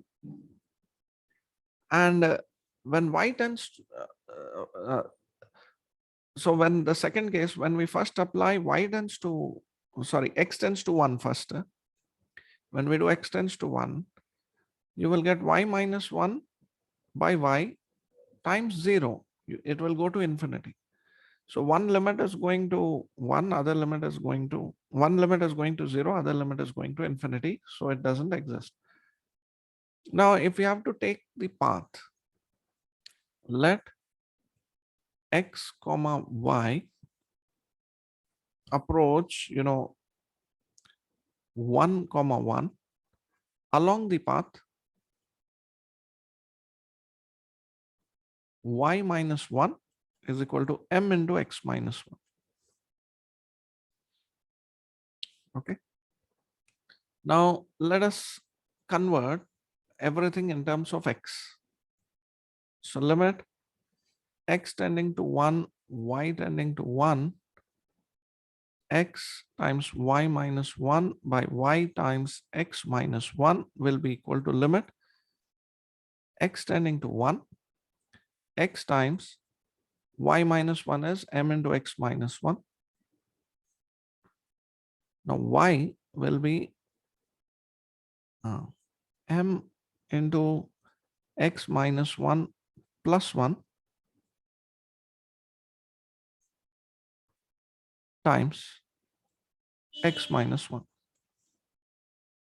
Okay. Y is m into x minus 1 plus 1 and multiplied by x minus 1. Now, as x is tending to 1, not equal to 1, these cancel. And what we are left with is limit x tends to 1, mx upon m into x minus 1 plus 1.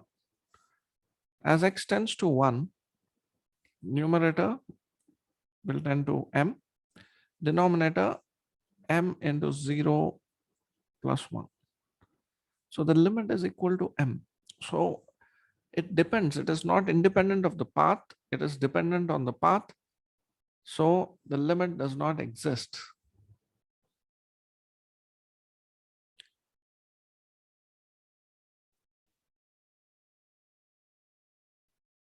If we approach along the x-axis, you get 0. If we approach along the y-axis, we get infinity. So limit does not exist. I would say approach along a line parallel to the x-axis, you get 0. A line parallel to the y-axis, you get infinity. So this is what is this is how we evaluate limits. Now let us check for continuity.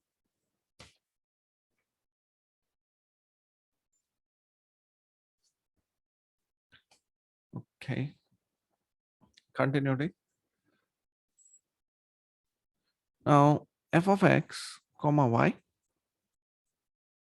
is xy upon under root of x square plus y square for x comma y, all x comma y not equal to 0 comma 0.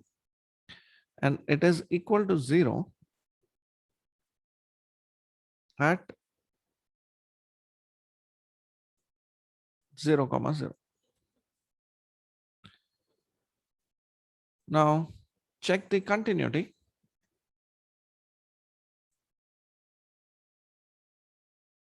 Check the continuity of this function at 0 comma 0.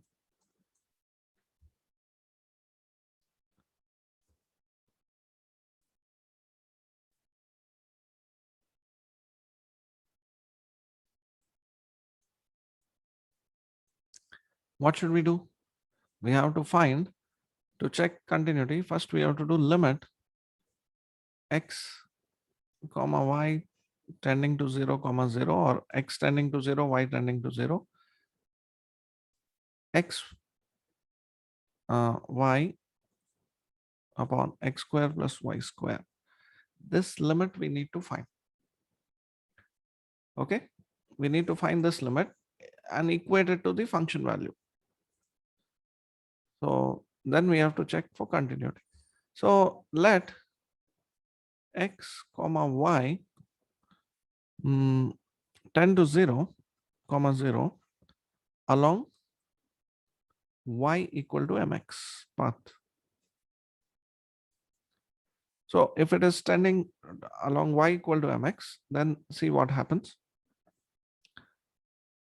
Limit, this limit is equal to x tending to 0, x into mx by under root of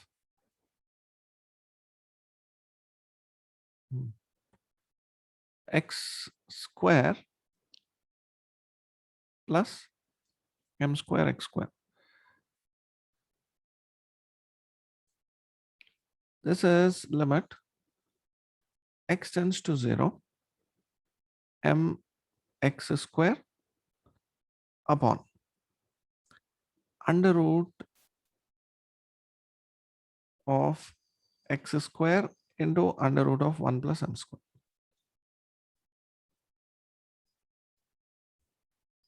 Now, this is limit x tends to 0, m, I'll do this. This is modulus of x upon modulus of x times x square by modulus of x under root of equal to, multiplied by m upon under root of 1 plus m square. Now, as x tends to 0 from positive side from the positive side, this will go to plus 1. If it is from the negative side, x tending to 0 minus, this will go to minus 1. However, whether it goes to plus 1 or minus 1, and no matter what the values of m are, because of this is going to 0. Okay. This is going to 0 always. So no matter what the value of m is and what the value of this plus 1 or minus 1, the product is 0.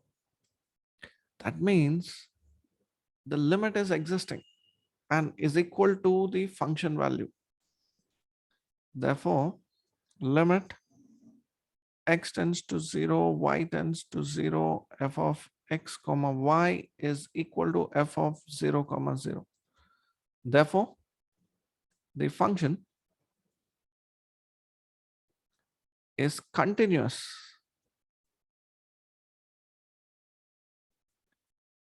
at 0 comma 0.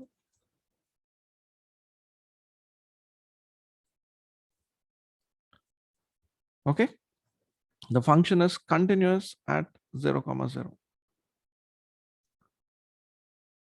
So we will take one more example of discontinuity. This was a continuous function. We will take another example where function will be discontinuous.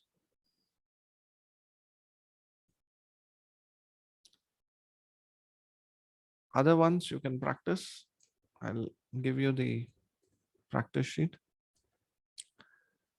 F of x comma y is equal to xy upon x square minus y square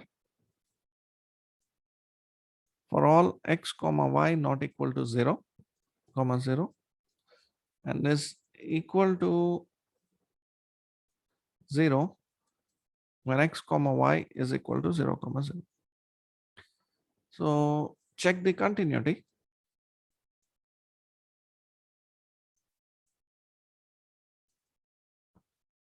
At 0 comma 0.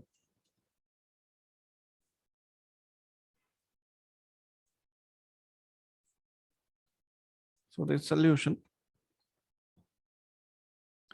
again, let us do the same way. Let x comma y tend to 0 comma 0 along y equal to mx. So limit x tends to 0, y tends to 0 xy upon x square minus y square will be equal to limit x tends to 0 x into mx by x square minus m square x square.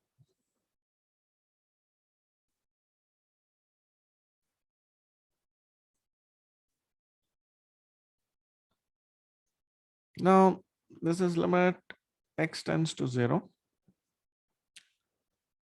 x square times m upon x square into 1 minus m square.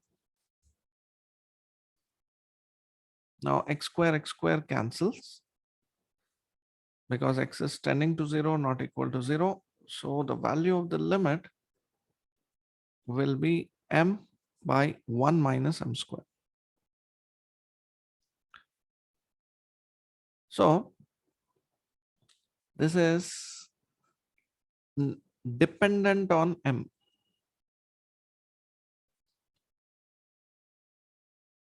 That means for different paths, you will get a different limit. Therefore, limit x tends to 0, y tends to 0, f of x comma y does not exist. Therefore, f of x comma y is discontinuous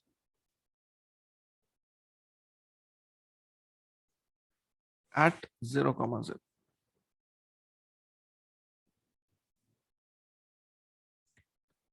Okay.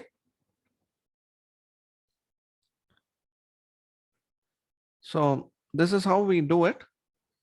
So when for functions of several variables, if there is continuity, different continuity problems, limit problems, we have to solve this way.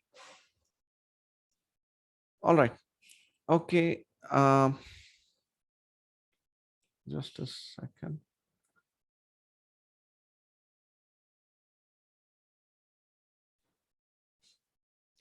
So this was limits, functions, limits, continuity. Now, next very important part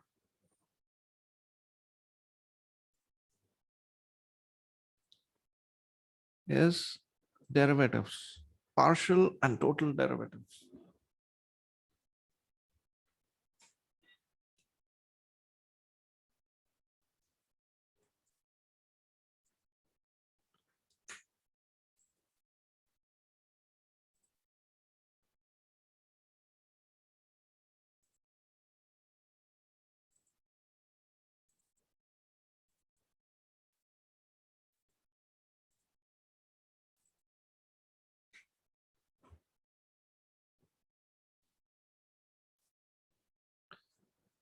So continuing with the same sequence, we first define functions, then limits, then continuity. Now, first we define partial derivatives.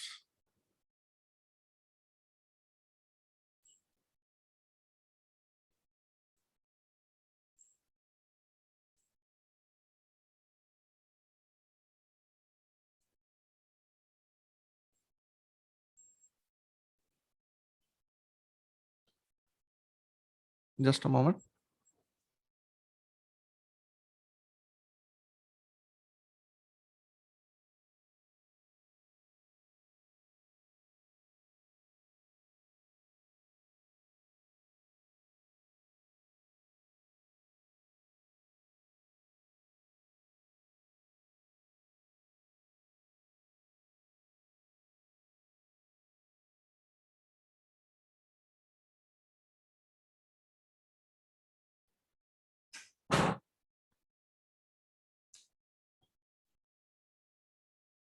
Now, functions of two variables, of course, this can be extended to three variables also. We'll do for two variables. Now, let z equal to f of x comma y be a function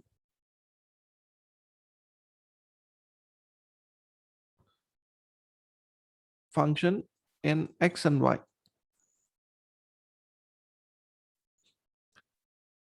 Now, the derivative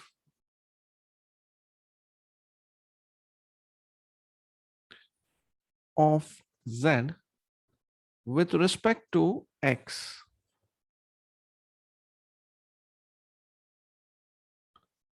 treating y as constant,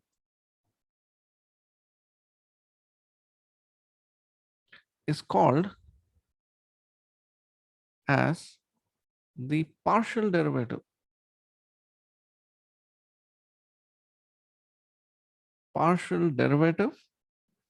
of z with respect to x.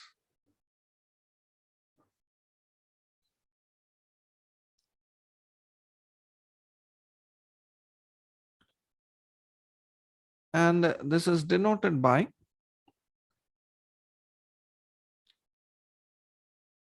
d dou z upon dou x. This is not d, this is dou partial, or we can write as dou f upon dou x,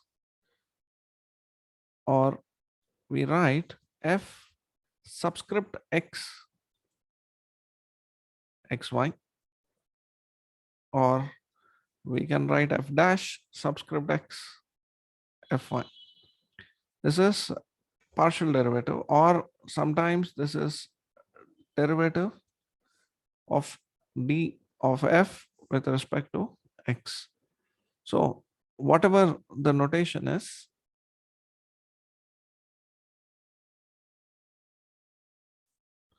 now dz by dx is limit delta x tends to 0, f of x plus delta x comma y minus f of x comma y upon delta x. This is f of x plus h minus f of x by h, the same thing. Instead of writing h, we are writing delta x to show that we are differentiating the variable with the function with respect to x. So this is the partial derivative with respect to x, and this is same as treat y constant and differentiate the function with respect to x. Okay. Next, the same. Okay, I'll do the whole thing.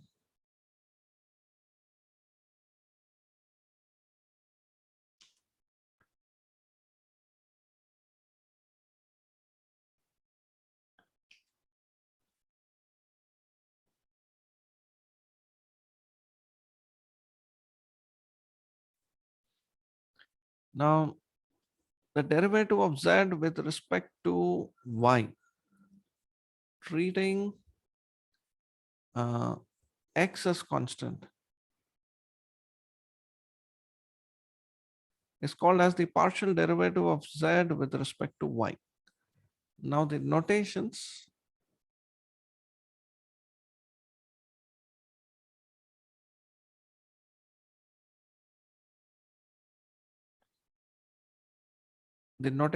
will all be dou z by dou y, or dou f by dou y, or f subscript y of xy, f dash subscript y of x comma y, and d subscript y of f. So whatever the notation, so partial derivative of z with respect to y is limit delta y tends to 0, x plus y plus delta y minus f of x comma y upon delta y. This limit, if it exists, then this is the partial derivative with respect to y. Now this for several variables, for more than 2 variables also, this is valid.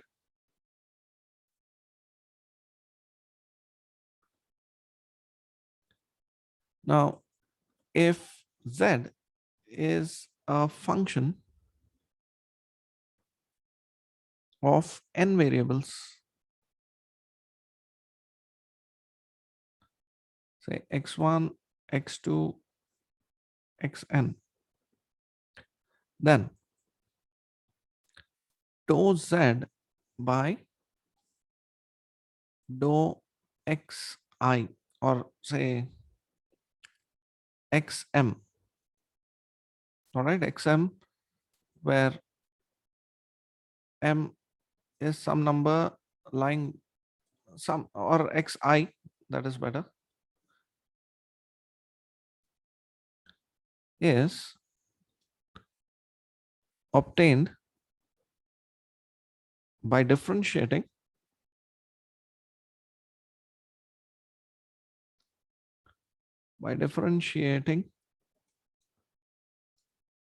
z with respect to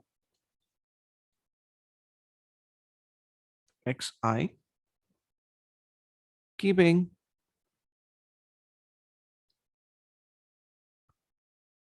all other variables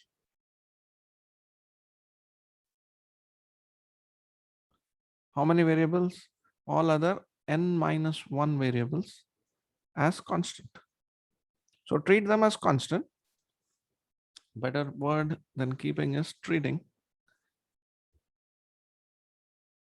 Treating all other n minus 1 variables as constant. So keep that and differentiate. All right. Then second derivatives, second partial derivatives.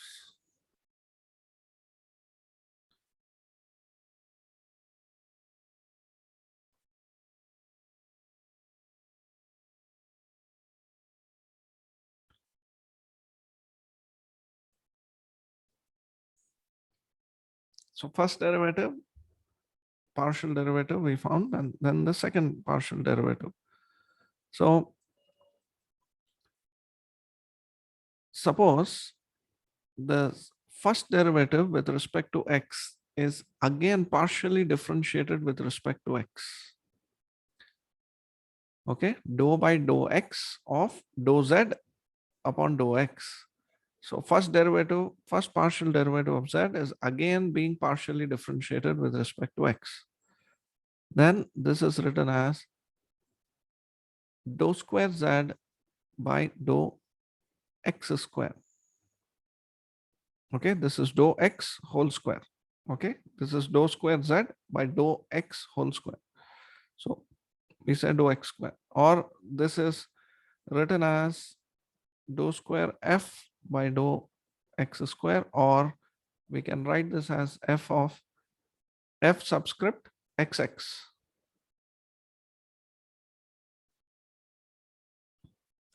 Next, suppose dou z by dou y is differentiated partially with respect to x.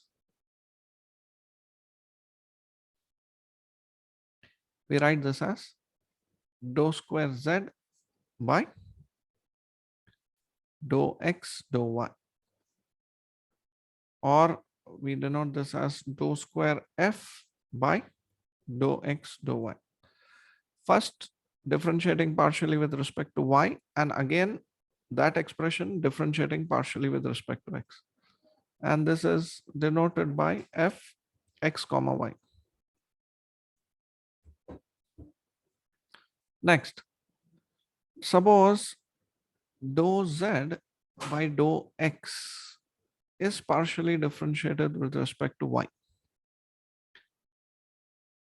All right, first derivative with respect to x is partially differentiated with respect to y. That we denote this as dou square z by dou y dou x, or dou square f by dou y dou x, or f subscript yx. Last one, if we differentiate partially with respect to y twice,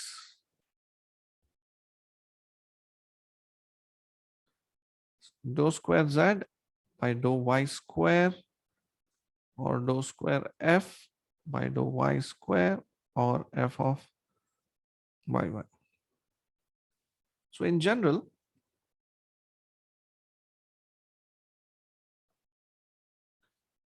dou square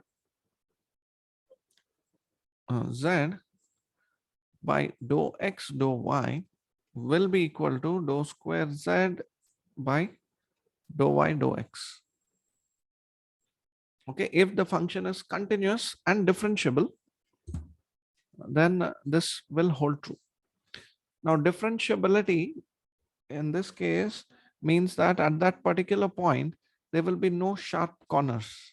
It's a three-dimensional graph. On the graph, there will be no sharp corners. So,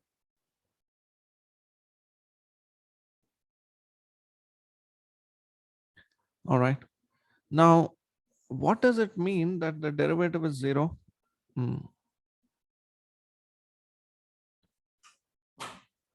When we say the derivative is zero, partial derivative with respect to x and partial derivative with respect to y, that means along the x-axis, if you are moving, the partial derivative with respect to x is zero. It's a surface, right? So when derivative is zero, there will be a plane which will be horizontal, which will be parallel to the x-axis. So we will discuss this when we do applications of derivatives. First, some problems on partial derivatives, and then we move forward.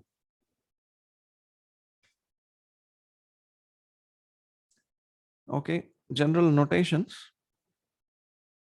note, and then problems.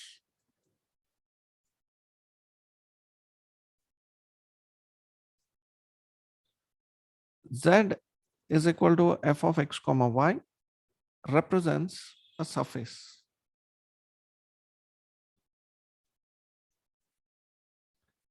This represents a surface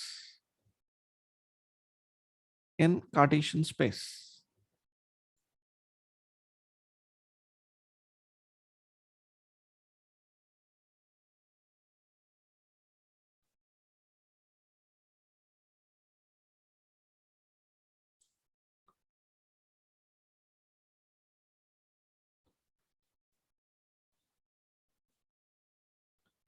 So thus, for y being constant,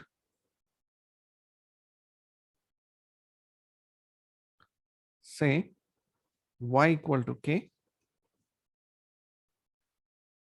Now, suppose y equal to constant. If we take y is equal to constant, it represents, now y equal to k is a horizontal line. We cut that plane. We should take a simple example.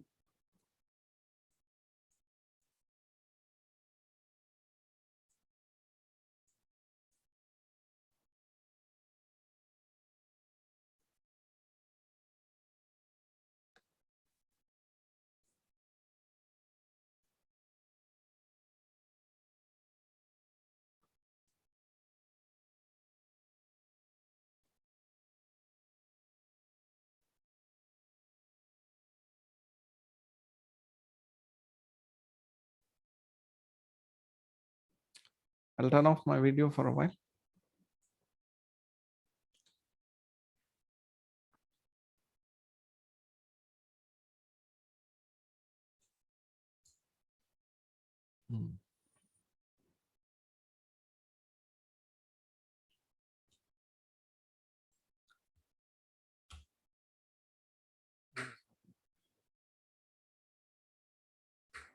Yeah, it's working. Z is equal to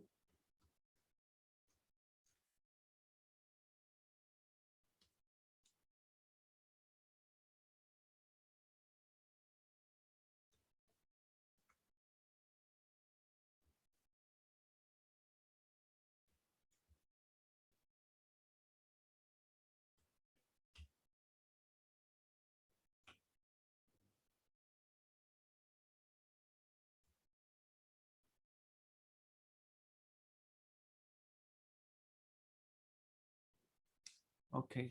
I will, okay, this is like a parabolic curve.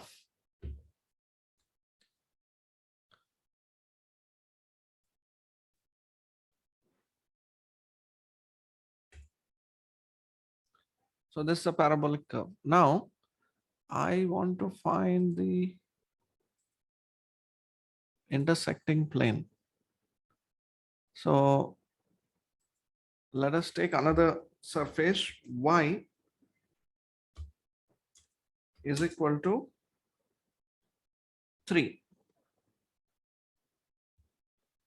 Okay, y equal to 3.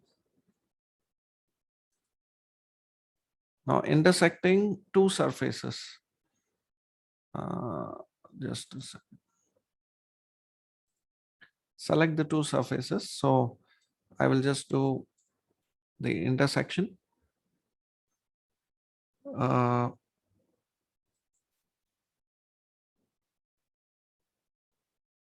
A and F. The command A. Okay.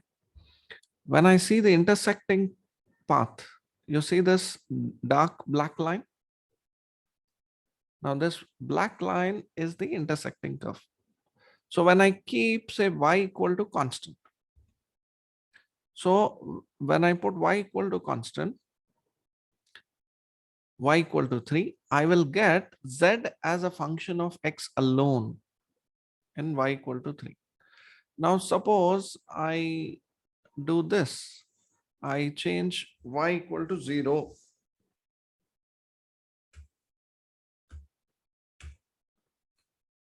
Okay. Then I get this line.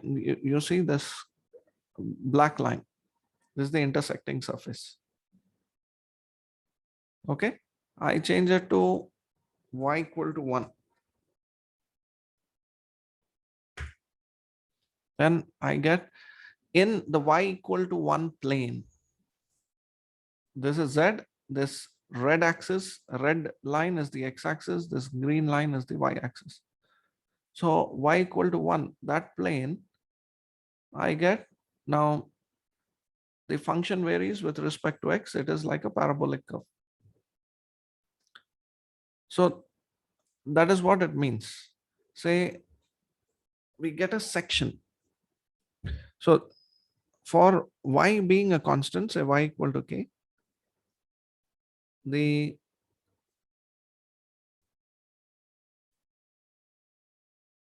section of the surface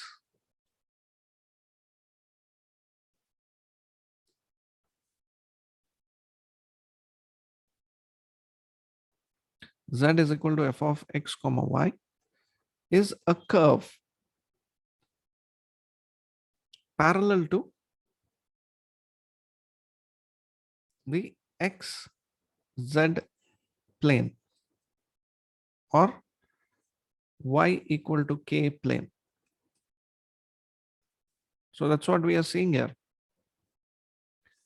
This is y equal to 1 plane. And we are seeing this.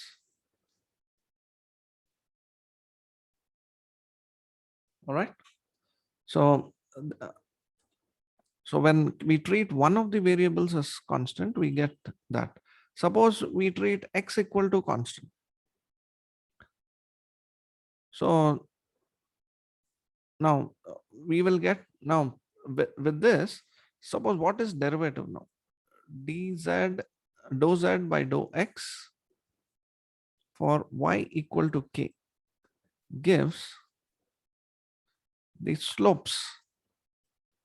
slope of the derivative, slope of the tangent to the above curve. So let's look here.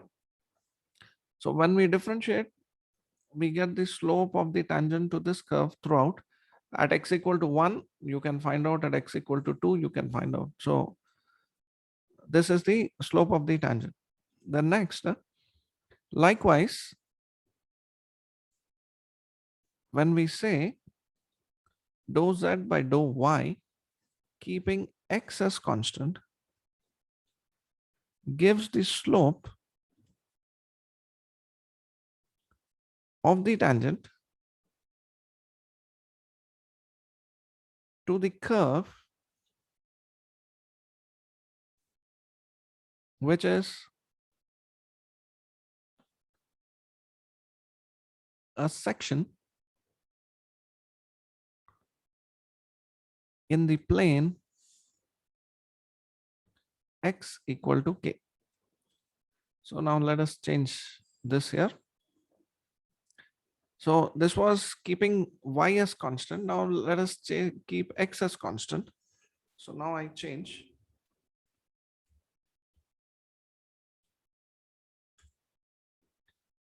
The curve has changed.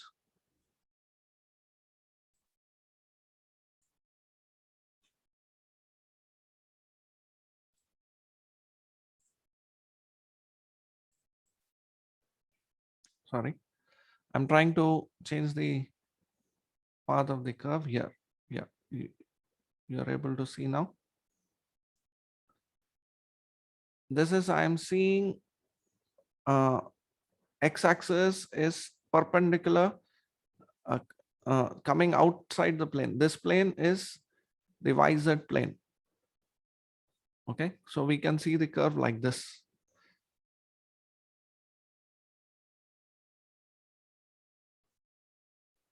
Okay. So now this black line, dark black line is our section of the curve, the intersection between the two plane curves. So the two planes, one is the surface, another is this plane. So when we say derivative, it is representing the slope of this curve. Now this is lying in a plane which is parallel to YZ, not XZ, YZ plane. That means, or we write x equal to 1. I change x equal to 0. So I get this. Curve is changed. The plane's location is changed. I say x equal to 3. It is changing.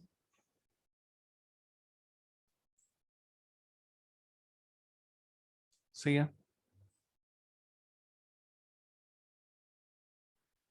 Okay, so that is what it means. This intersection.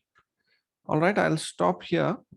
I wanted to do a few problems, but okay, this visualization was important. In the next class, I will do this evaluating partial derivatives and evaluating what is called as the total derivative. So that we'll do in the next class.